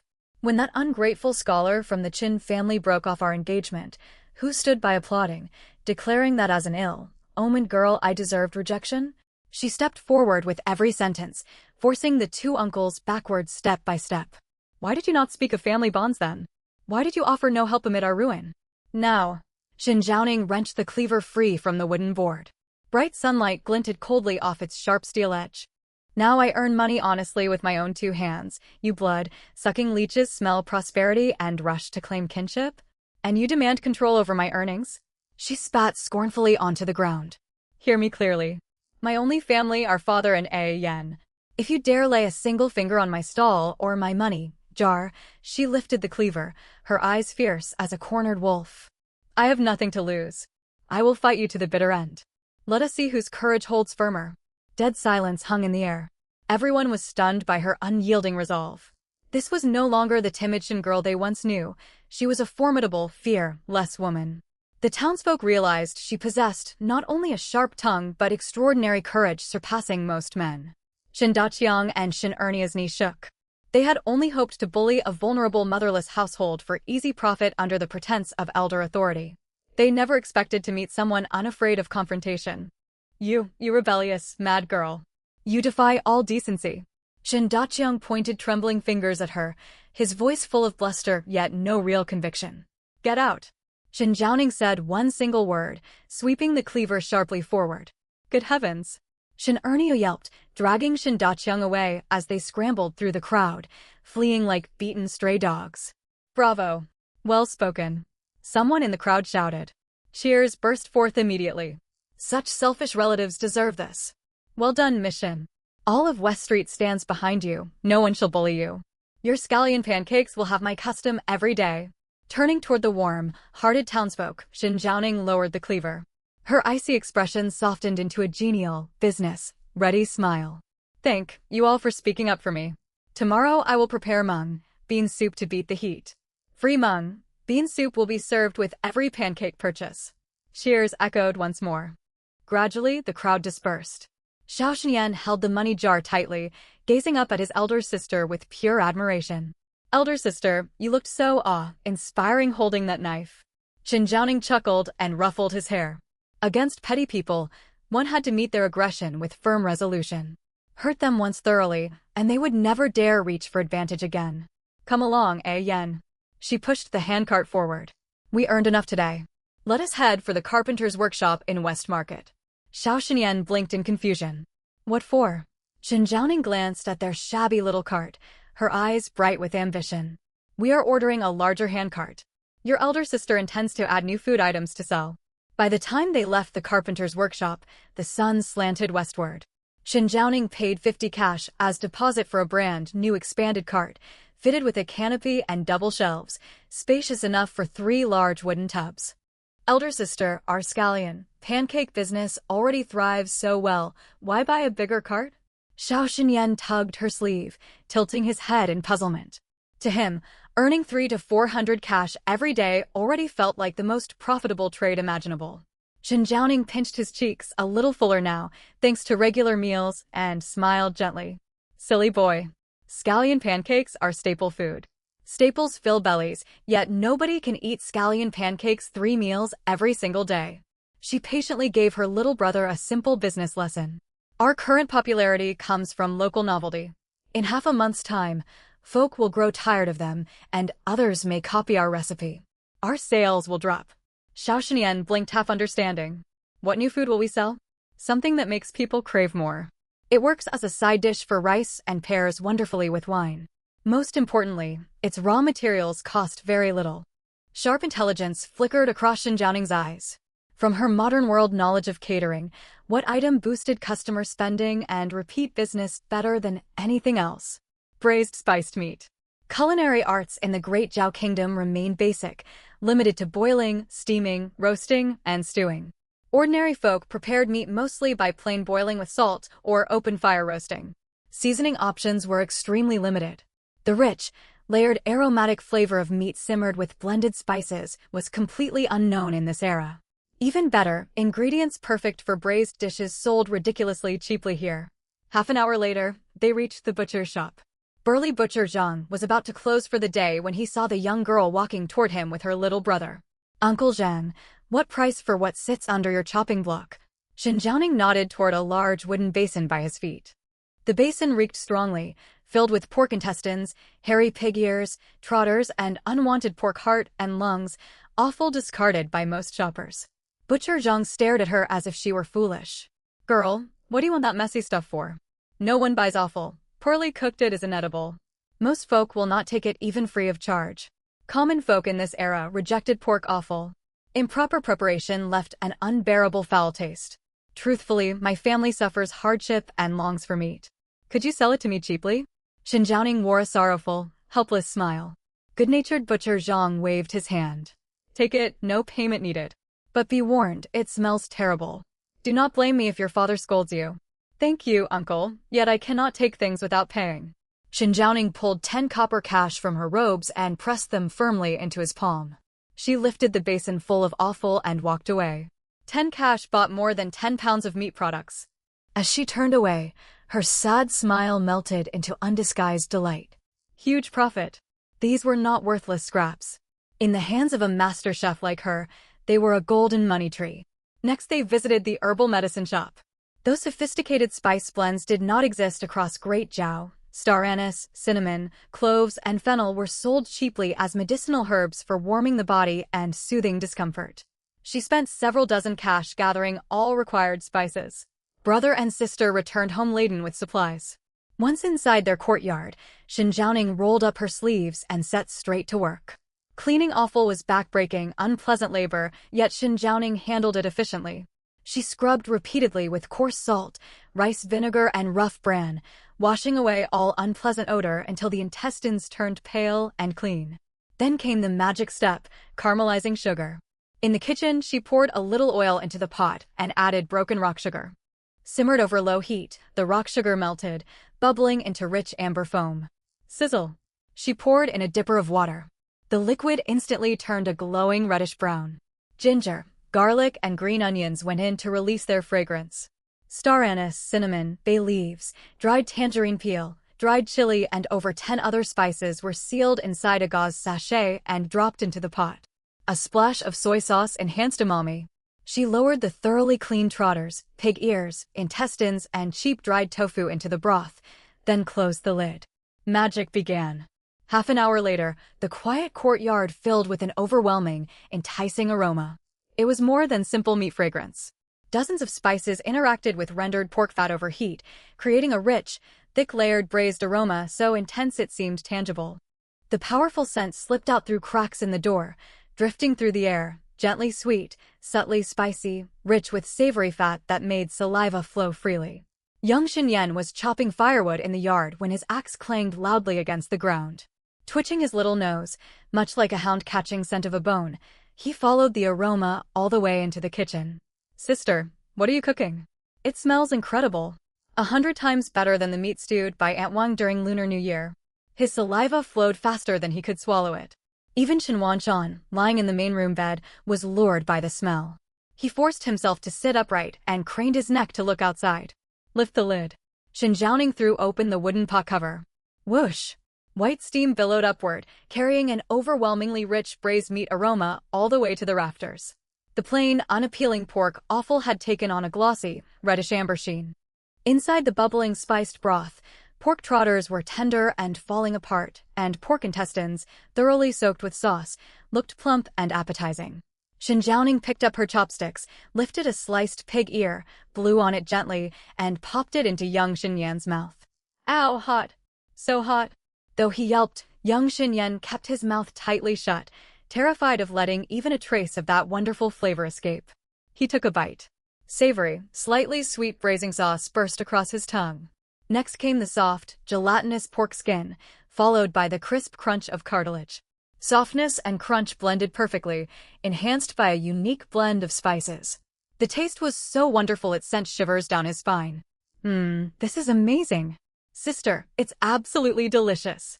Tears welled in young Xinyan's eyes. Never in all his life, not even in his dreams, had he tasted such marvelous meat. Watching her little brother's reaction, Shen Zhaoning smiled with quiet confidence. In this era of simple seasonings, her aged braising brine was nothing short of overwhelming culinary power. Early the next morning, the morning mist lifted over West Street in Qinghe County. Zhaoning's food stall appeared right on schedule, now fitted with a brand-new, spacious wooden cart. Alongside the iron pan for scallion pancakes and buckets of batter soup sat a large clay crock covered with a heavy wooden lid. "Mission, a new cart. Congratulations. Give me 2 scallion pancakes and a bowl of soup." Longtime regulars were already waiting. "Certainly, Uncle Lee, here are your pancakes." Shen Zhaoning smiled and handed over the oil paper parcel, holding off on taking payment. "Uncle Lee, I've got new food today. Since you're such a loyal customer, let me give you a sample free of charge." She laid a hand on the crock's wooden lid and lifted it. A deep, mellow braised aroma, concentrated by overnight slow steeping, surged forth like a charging tiger and washed across West Street. Good heavens! Uncle Lee, caught full in the wave of scent, stepped backward in surprise, his eyes wide as saucers. What fragrance is this? How can meat smell so marvelous? People queuing nearby instantly forgot everything else. All craned their necks toward the stall. Shen Zhaoning swiftly pulled half a pig ear out of the crock and laid it on her chopping board. Clack, clack, clack. Her cleaver flashed, slicing the glossy red pig ear into paper-thin pieces. She sprinkled fresh coriander and spoon-thick, rich braising sauce over the top, placed the dish in a coarse ceramic bowl, and held it out to Uncle Lee. "Try this, Uncle Lee. It's called braised delicacies." Uncle Lee was a dock laborer who often drank rough homemade wine and fancied he knew good restaurant food. He picked up a slice doubtfully and put it in his mouth. At the very first chew, his eyes flew wide open and he froze completely. What a flavor! He had never tasted anything like it. Gelatin melted gently on his tongue while cartilage crunched between his teeth. The seasoning was brilliant, salty, savory, lightly sweet, finished with a subtle pleasant hint of chili. Every chew deepened the wonderful taste. He swallowed hard, thoroughly captivated. Delicious. Incredibly delicious. "Mission, what heavenly meat is this?" His beard trembled with excitement. "Cut me half a jean, no, a whole jean. I'll pair it with my midday wine." Witnessing Uncle Lee's enthusiastic reaction, the onlookers could no longer hold back. "I want half a jean of that meat with skin." Miss Shin, are those dried tofu pieces? They look so glossy red. Give me 3. Stop pushing. I was first. I want those plump-looking intestines. Within the space of one incense stick's burn, chaos erupted around Jiaoning's stall. Crowds pressed forward, hands clutching copper coins stretched toward her. Her already popular scallion pancake business had exploded in popularity with the arrival of braised food. Looking at the pile-high heap of copper coins, Jiaoning kept slicing steadily, wearing a calm smile. Everyone please stay calm, there is enough for all. Braised pig ear, 20 coins per half jean. Braised intestines, 15 coins per half jean. Braised dried tofu, 2 coins apiece. Her prices were higher than raw meat yet cheaper than restaurant dishes. Common folk could afford an occasional treat, and once they tried it, they would keep craving the wonderful flavor. Less than half an hour later, over 10 jean of braised goods together with braised tofu sold out completely. Even the leftover braising sauce was bought for 5 coins by a quick-witted young assistant, who planned to mix it with plain steamed rice. Sister, everything is sold out. Young Shinyan hugged the heavy money box, eyes sparkling brightly. After deducting the low cost of offal, her net profit for the day neared 1 tael of silver, an astonishing sum for West Street. Yet great prosperity often draws danger. As Jiaoning tidied her chopping board, several rough-looking bare-chested men watched her coin-filled cart from a shadowy alley across the street. Their leader bore a long scar across his face, Li Poppy, the local bully everyone avoided on West Street. He spat out a grass stem, hefted his wooden club, and greedy malice glinted in his eyes. Just a young girl earning this much money, Li Poppy sneered. Come on, boys. Let's teach her what rules you follow selling goods on the street. Thud. A thick jujube club crashed hard against the edge of Jiaoning's brand new cart. Customers waiting for the last scallion pancakes scattered like frightened sheep. Li Poppy is here. Someone's shaky voice cut through the air. The mood across West Street turned icy cold. Several rowdy toughs blocked the stall. Their leader's scar ran from his eye corner down toward his mouth. He twirled his club, his brutish face openly hostile. This was Li Poppy, West Street's notorious local tyrant. Well now, little girl, business is booming. Li Poppy's greedy gaze swept over the brimming money box. Young Shinyan's face paled with fear, yet he clutched the money box tightly and stood before his sister like a defensive young wolf cub. Jiaoning patted her brother's shoulder, signaling him to step back. Without lifting her eyes, she took a clean coarse cloth and wiped her hands unhurriedly. Sir, would you like something to eat? Unfortunately, all braised food is gone. Only 2 scallion pancakes remain. Don't play dumb with us. One henchman kicked the chopping board violently. Don't you know you owe protection money for setting up a stall on West Street? Master Li keeps order on this street. You make all this money, so you ought to pay him tribute. Jiaoning smiled calmly. May I ask how much Master Li expects each day? Li Poppy held up 5 thick fingers. Since you're just a girl, I won't ask for too much. 500 coins per day. Gasps rippled through onlookers standing at a safe distance. 500 coins every single day was plain robbery. It would take most of her daily profit. 500 coins. Cold light flickered briefly in Jiaoning's eyes, though her smile never faded. When dealing with grasping relatives, she could have acted sharply. They cared about appearances and were mostly bluster. Against hardened thugs, open fighting brought endless trouble.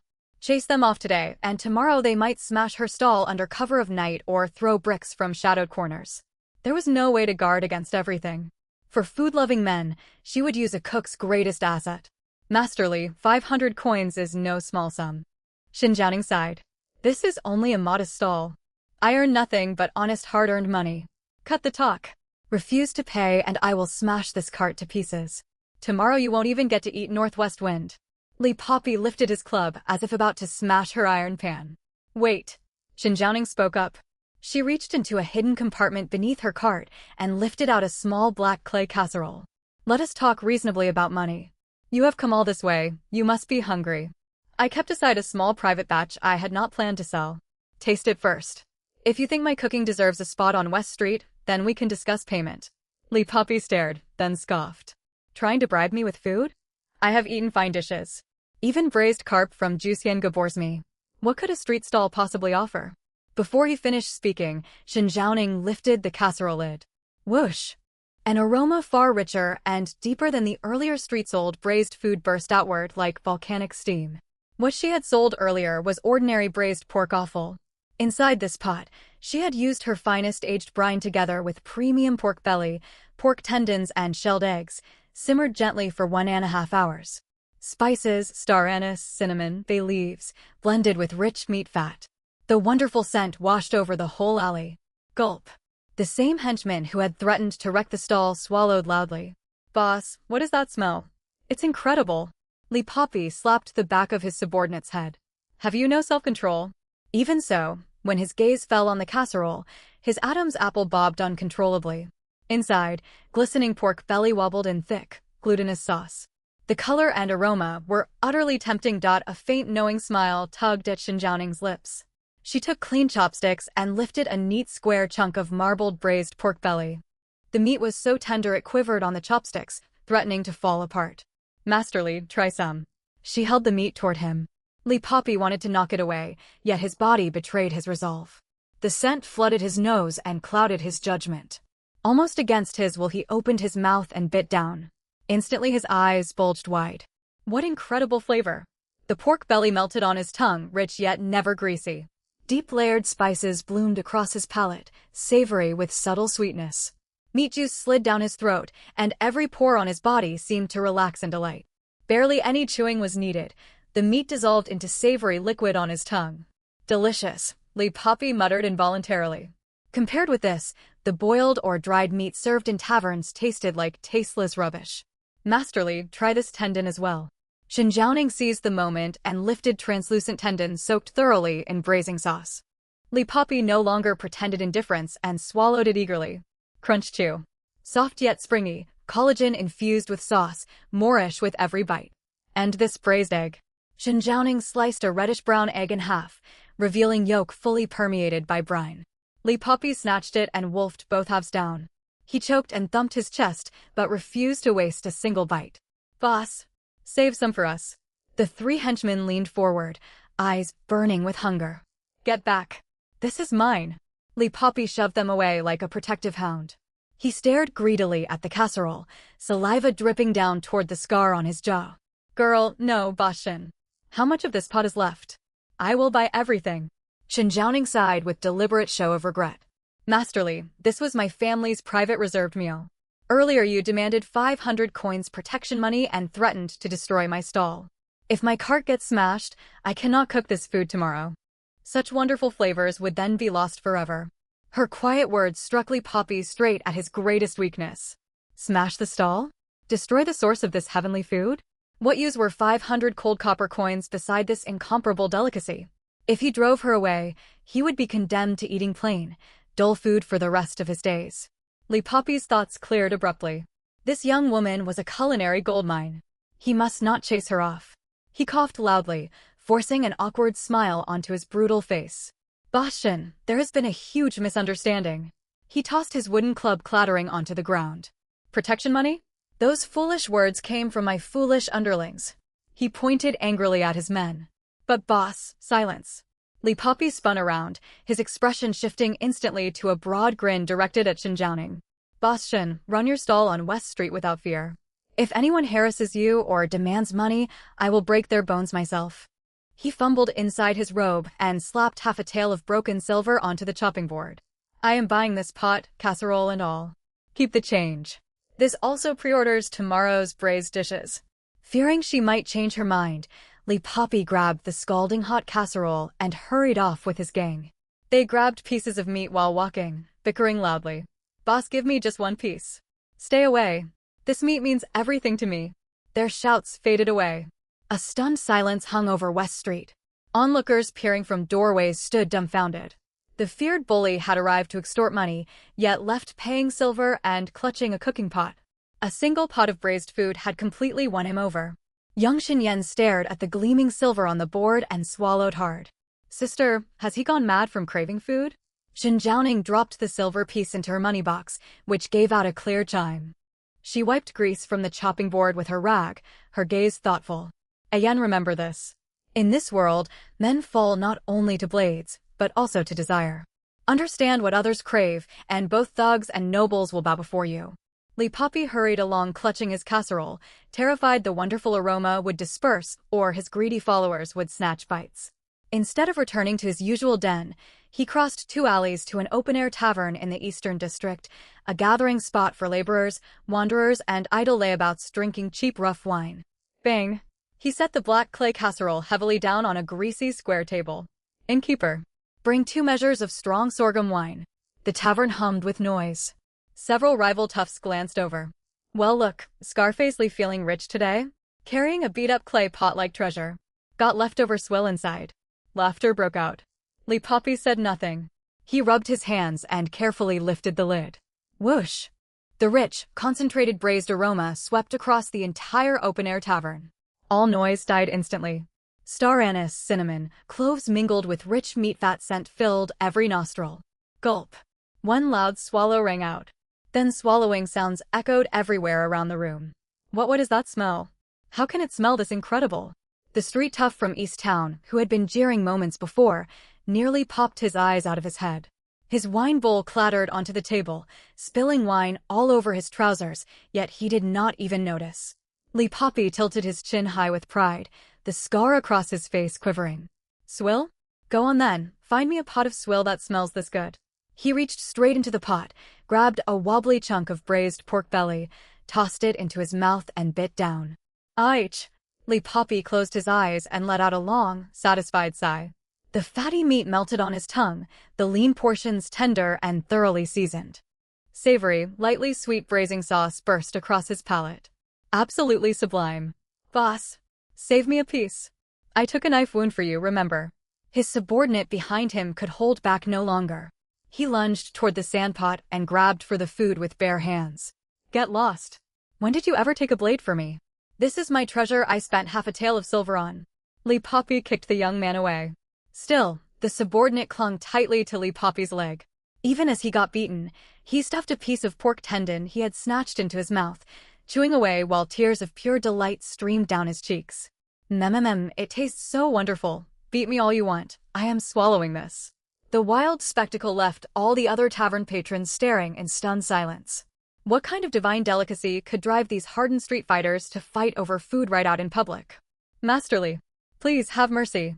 An ordinarily miserly clerk from the grain shop edged forward and pulled a couple of copper coins from inside his robe. I will give you 2 coins, no, 5 coins. Just let me have a sip of that broth. Back off. I am saving this broth to go with my rice. It will last me half a month. Lee Poppy guarded his pot like a hen protecting her chicks.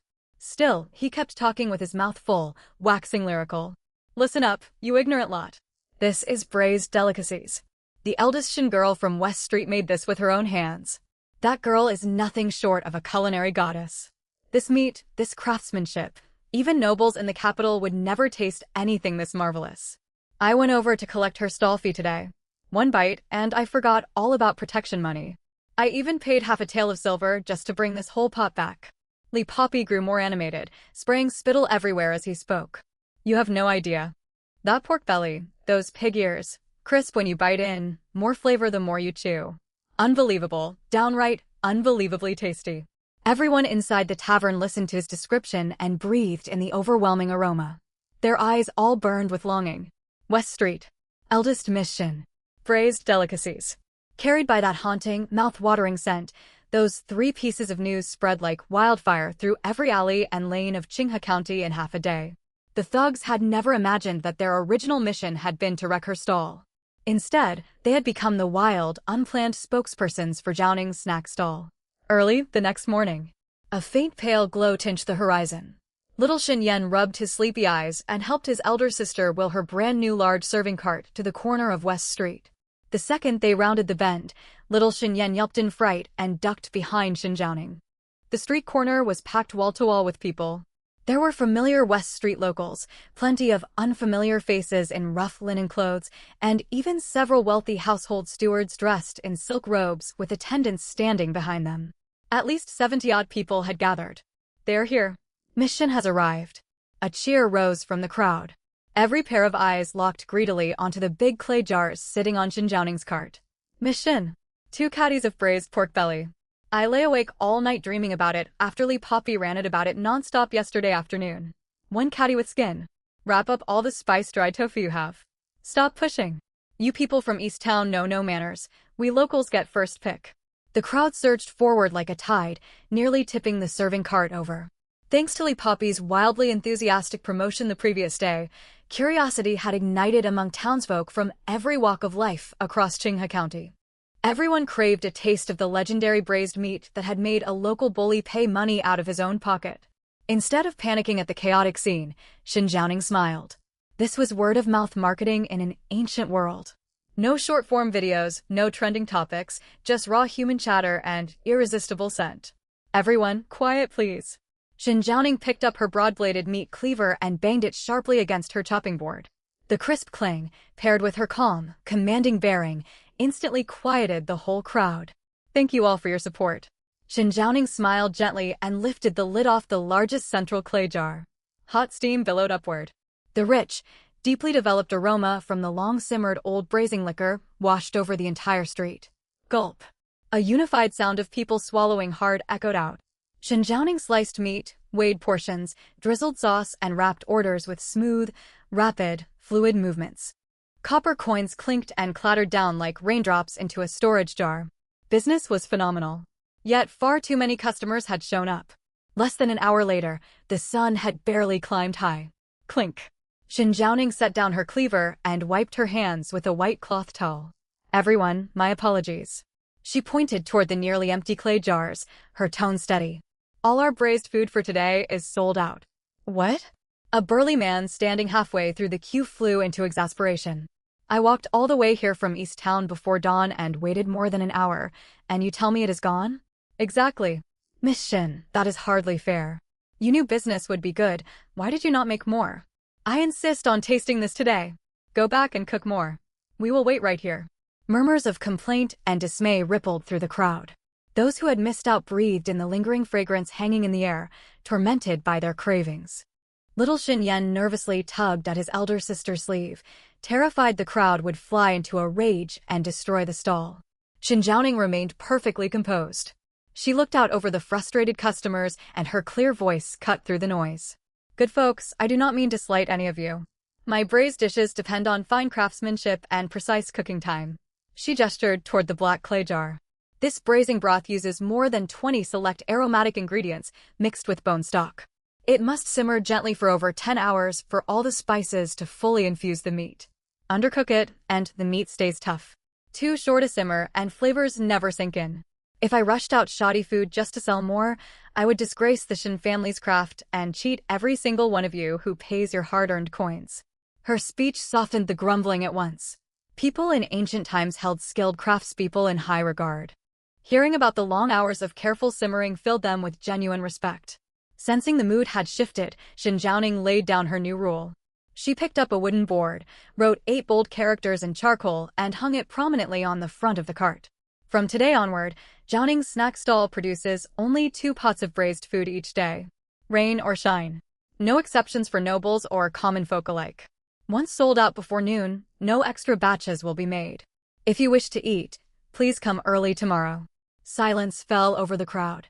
Scarcity marketing, a common modern-day tactic, struck like thunder in the Great Zhou dynasty where sophisticated commercial thinking was rare. People stared in shock, then their frustration melted away, replaced by even fiercer eagerness. The harder something was to obtain, the more desirable it became. Well said. True craftsman's principles. The burly man who had complained slapped his thigh. I will get here before dawn tomorrow. I will not miss out. Miss Xin, can I place a deposit to reserve half a caddy? Did you not hear her rule? No reservations. First come, first served. No cutting the line for anyone. After the sold-out before noon rule was established, the townsfolk of Qinghe County grew utterly obsessed. Hoping to grab a serving of the famously irresistible braised meat, some carried small stools and arrived long before sunrise to reserve spots.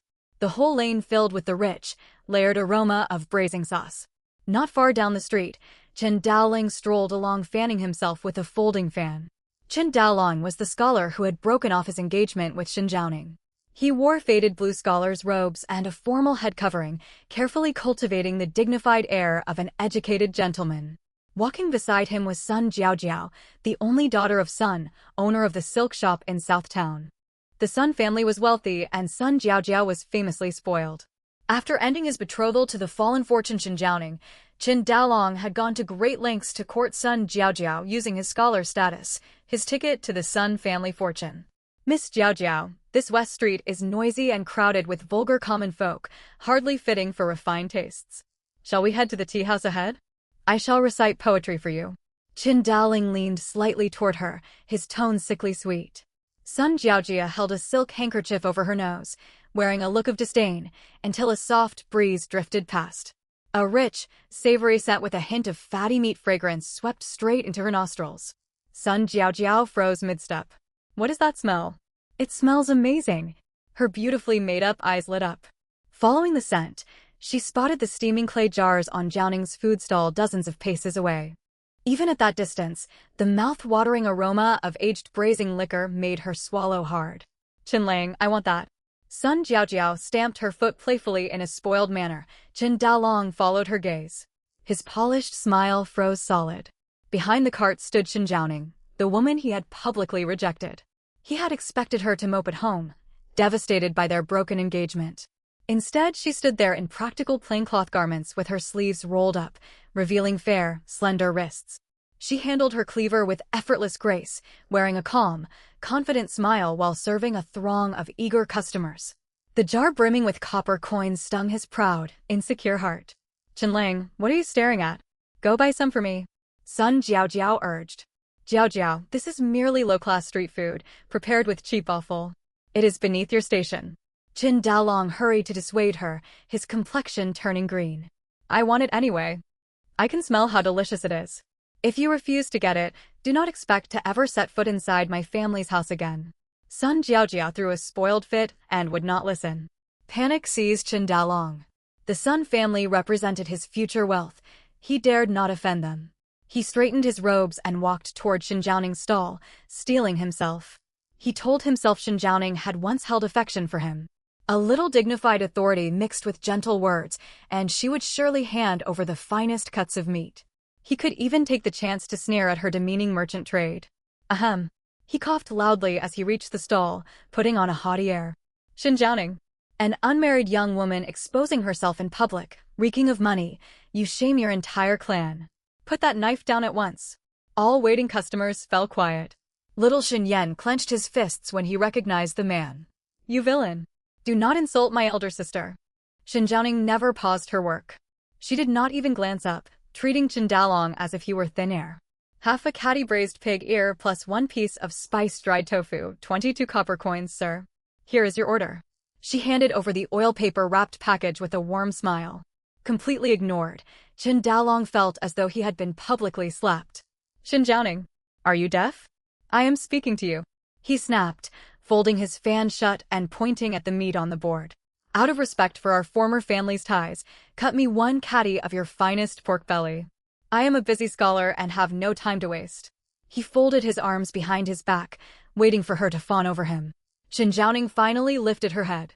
Her cool gaze swept over his self-satisfied face, and a sharp, mocking smile tugged at her lips. Master Scholar Qin, if you are still half asleep this early morning, go drink some cold water. Who do you think you are to give me orders? Her voice was soft yet crisp and clear. If you want meat, fine. She pointed her sauce-stained cleaver toward the far end of the queue. Do you see that line? Go stand at the back. Qin Daolong's face turned bright green. Stand in line? A respected scholar forced to queue alongside laborers and working-class townsfolk? Word would spread and ruin his scholarly reputation. Qin Jiaoning, do not push your luck.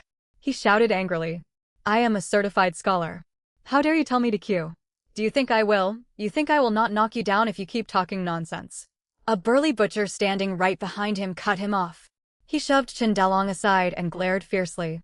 Where did this stuck-up scholar come from? Being a scholar gives you no right to cut the queue. Even county yamen officers queued behind me yesterday. Who do you imagine you are? Exactly. Have some self-awareness.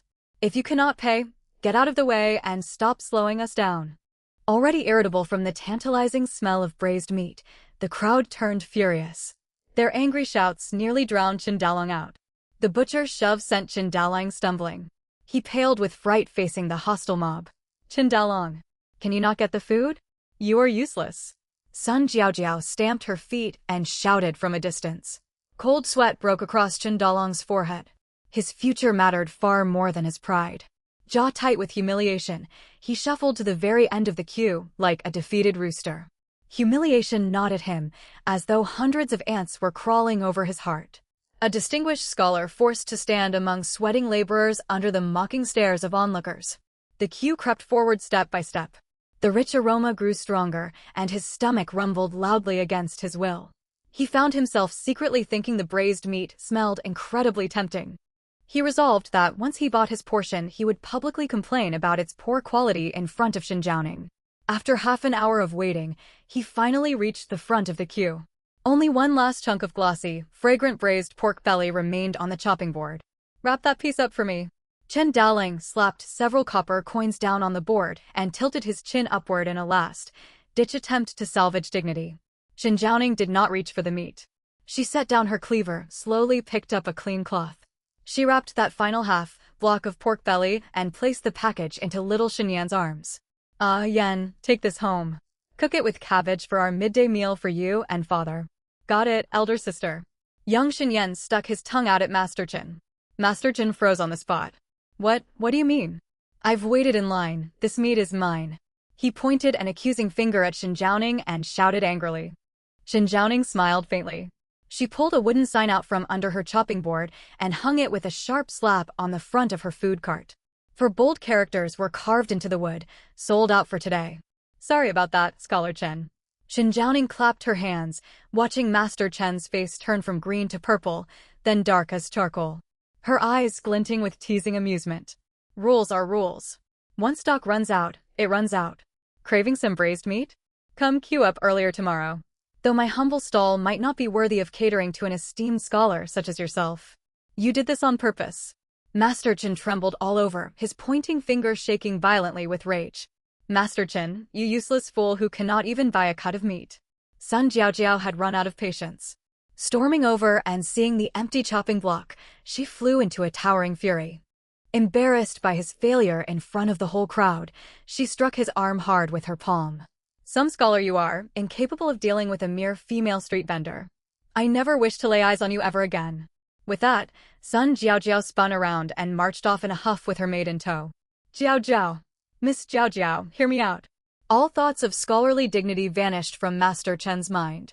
He scrambled through the crowd after her, begging desperately for her to stop. Loud roars of laughter erupted from the onlookers. "Serves him right. Well done, mission." The queue before Zhaoning's food stall stretched on endlessly as always. Word had spread fast about Scholar Chen's humiliating defeat and the public termination of his engagement with young Mistress Sunday. Far from harming her business, this juicy gossip drew throngs of curious onlookers to her stall. Still, Xinjiang understood clearly. Crowds drawn by gossip would fade with time, and regular customers would gradually grow desensitized to her food's wonderful flavors. To truly establish a solid foothold in Qinghe County, delicious food alone was not enough. In this era governed by human connections and worldly wisdom, selling food earned copper coins, but more importantly, it earned public goodwill and respect. "Uncle Li, good to see you." As Xinjiang neatly fished a piece of marinated pig ear from a clay jar, she greeted the dock laborer standing first in line with a warm smile. Before Uncle Li could utter a word, she raised her cleaver and chopped the meat into neat slices in quick succession. "Half a gene of pig ears, heavy on the chili oil. You sweat buckets hauling cargo at the docks, so I added an extra half-spoonful of brine for extra salt. It'll replenish your strength well." She wrapped the meat swiftly in lotus leaves and handed the parcel over. Uncle Lee stared in surprise, his irritation from waiting in line melting away into grateful astonishment. "Miss Shin, you actually remember my preference?" He only ever bought meat worth a few dozen coins. A negligible sum for upscale restaurants whose shopkeepers always looked down their noses at common folk like him. Yet this young Miss Shin, who served hundreds of customers each day, remembered his fondness for spicy food and his need for extra salt to replenish bodily fluids after hard labor. "You're one of my regulars, how could I forget?" Xinjiang smiled sincerely. She scooped up some minced meat and leftover dried tofu bits from the bottom of the pot into his oil paper bag. "This chunk broke apart while slicing and can't be sold at full price. Take it home to pair with your wine. Don't think poorly of it." Uncle Lee's eyes stung with gratitude. These scraps were still genuine meat thoroughly soaked in rich marinade, brimming with savory flavor.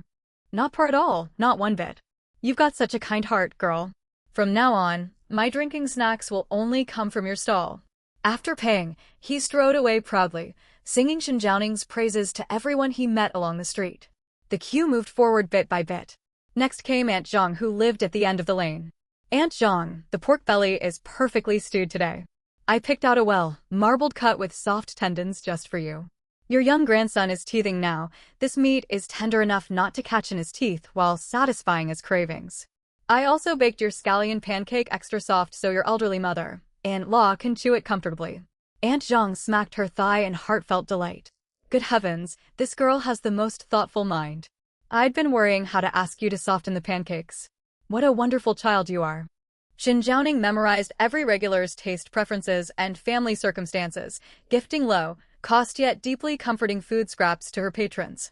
She gave impoverished scholars thick bowls of batter soup, wishing them success in the imperial examinations. To mothers with small children, she handed over flavorful marinated dried tofu that never failed to make the youngsters giggle with joy.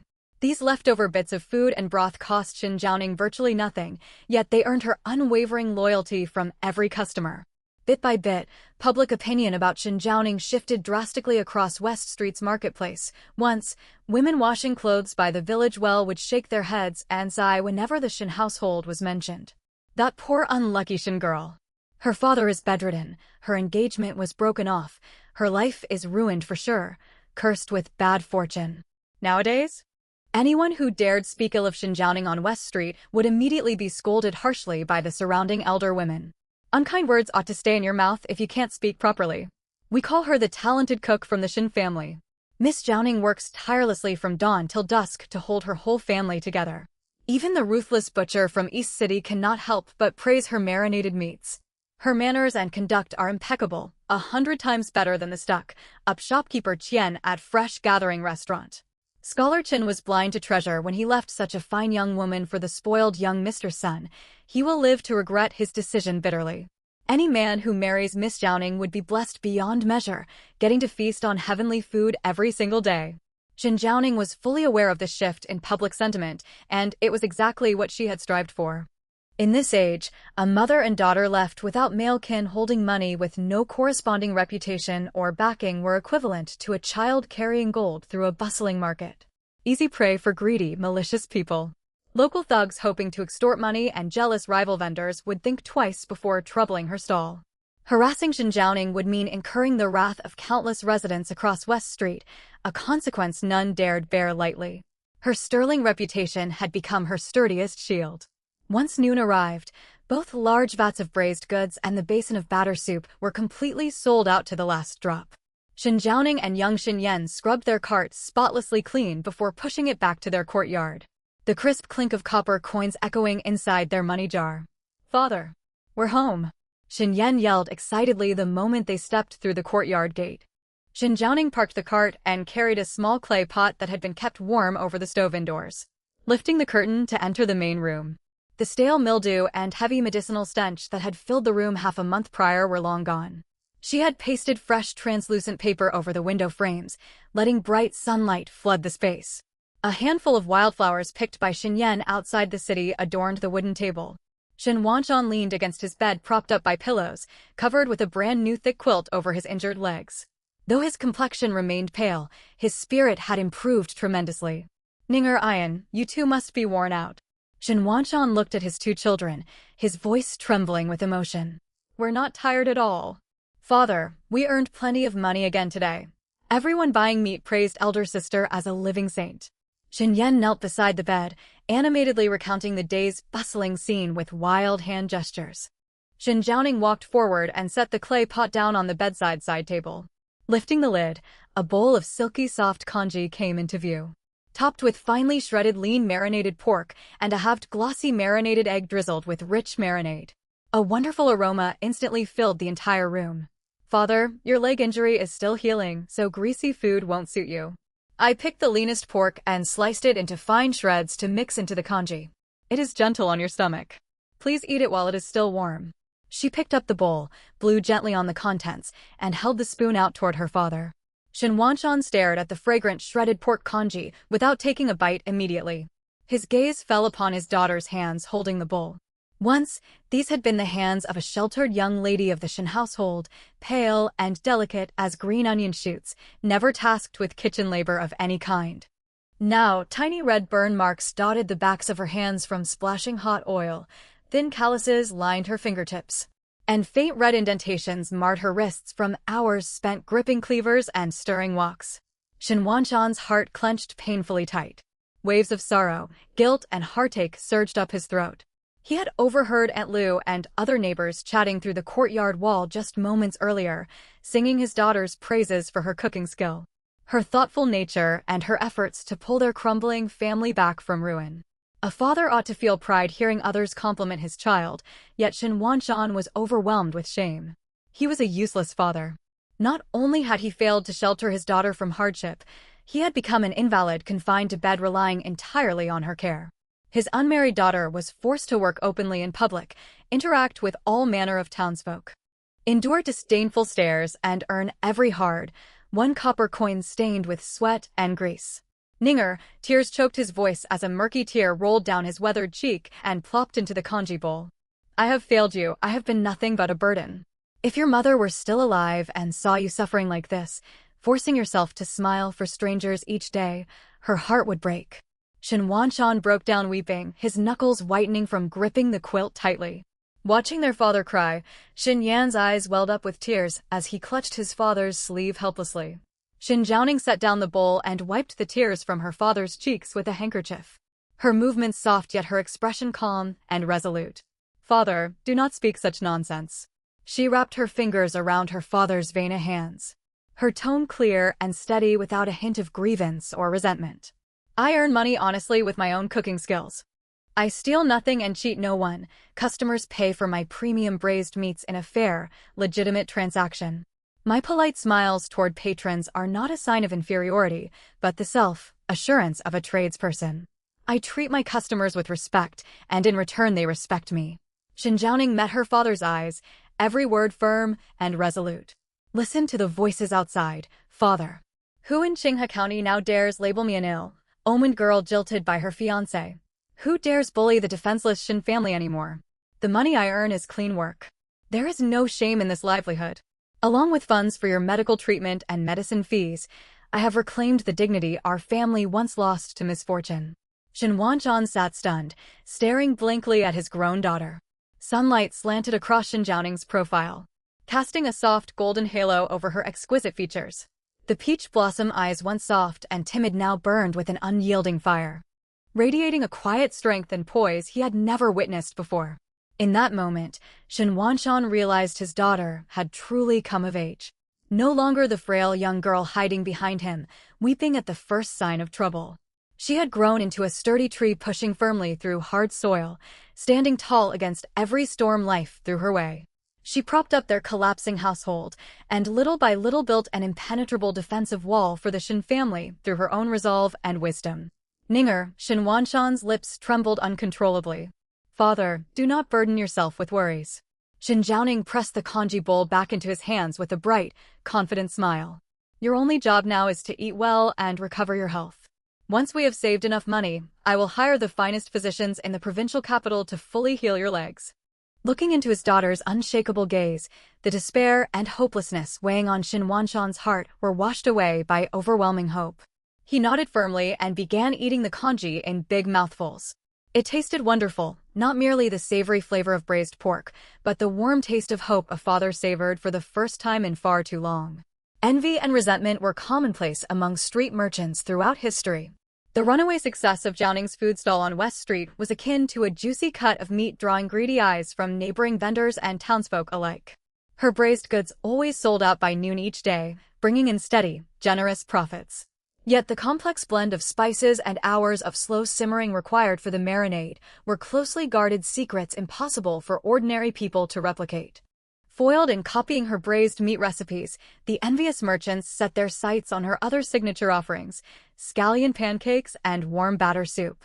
Aunt Wang, who had a stall on the street adjacent to the Shin residence, was the most eager copycat of them all. These days she neglected her own stall entirely, lingering near Shin Jiaoning's counter every day under the pretense of buying pancakes, watching her every move intently. It is nothing more than wheat flour mixed with green onions fried on an iron griddle.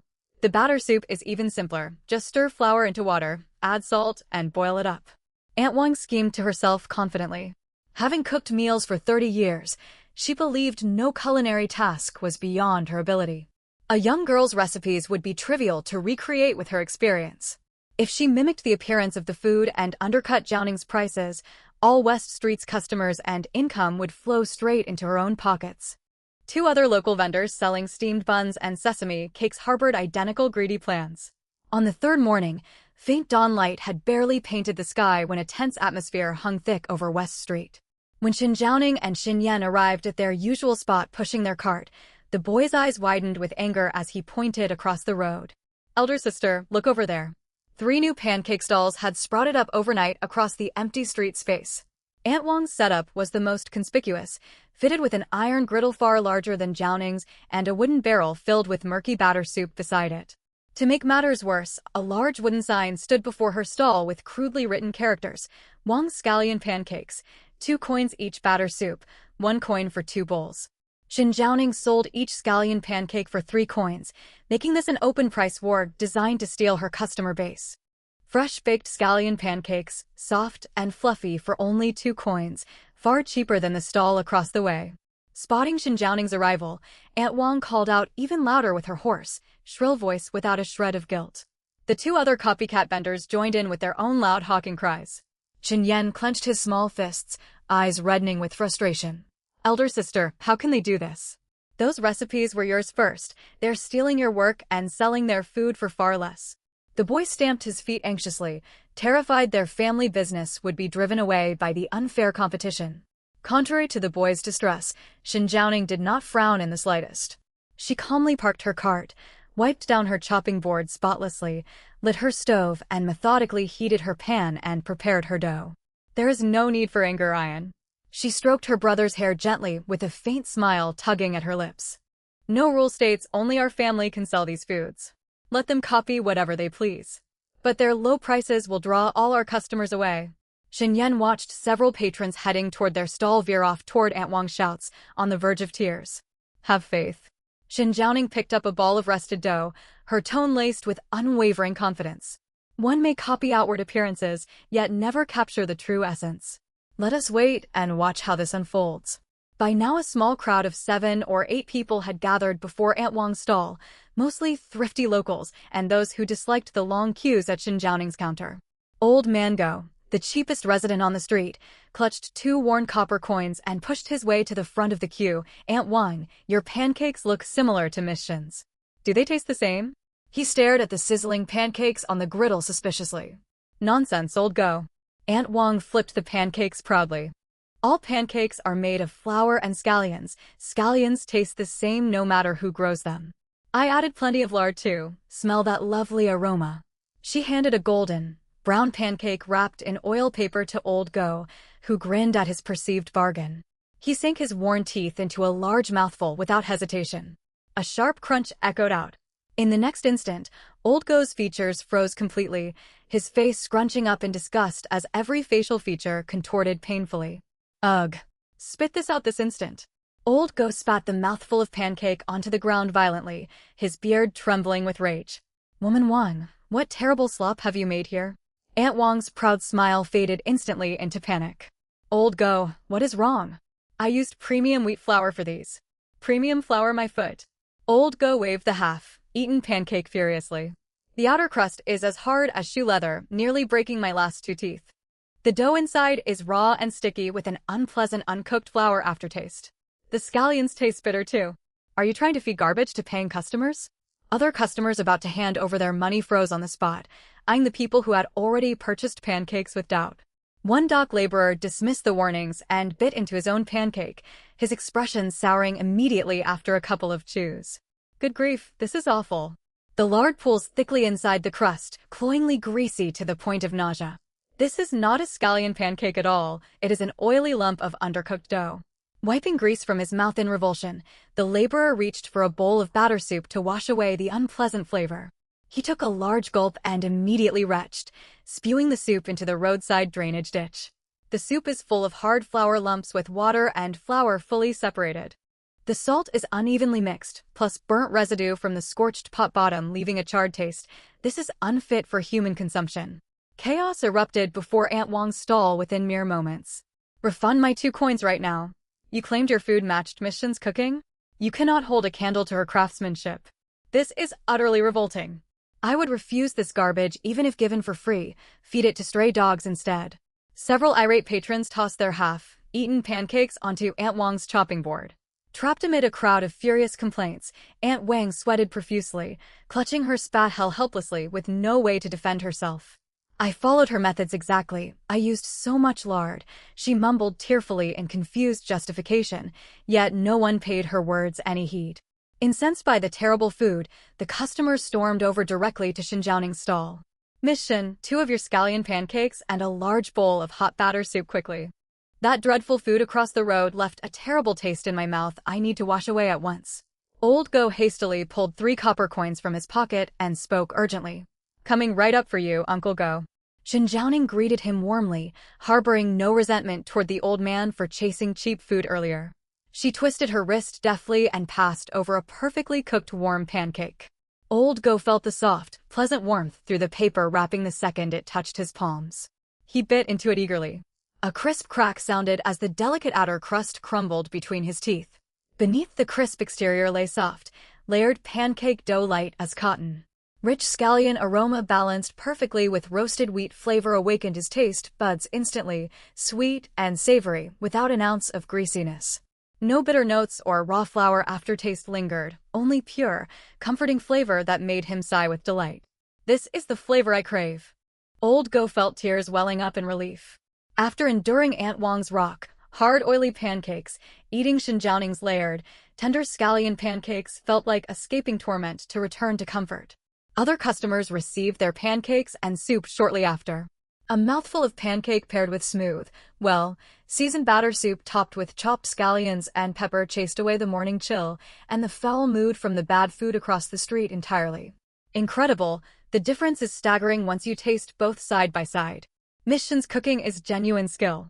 The food across the road is nothing but shoddy imitation with no real substance.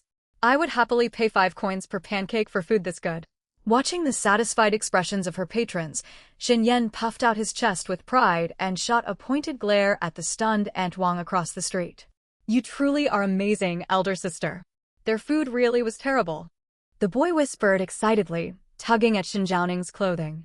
Shin Jiaoning flipped a pancake over the fire with a calm smile. Culinary work was never as simple as it appeared to onlookers. You must remember this, Ian.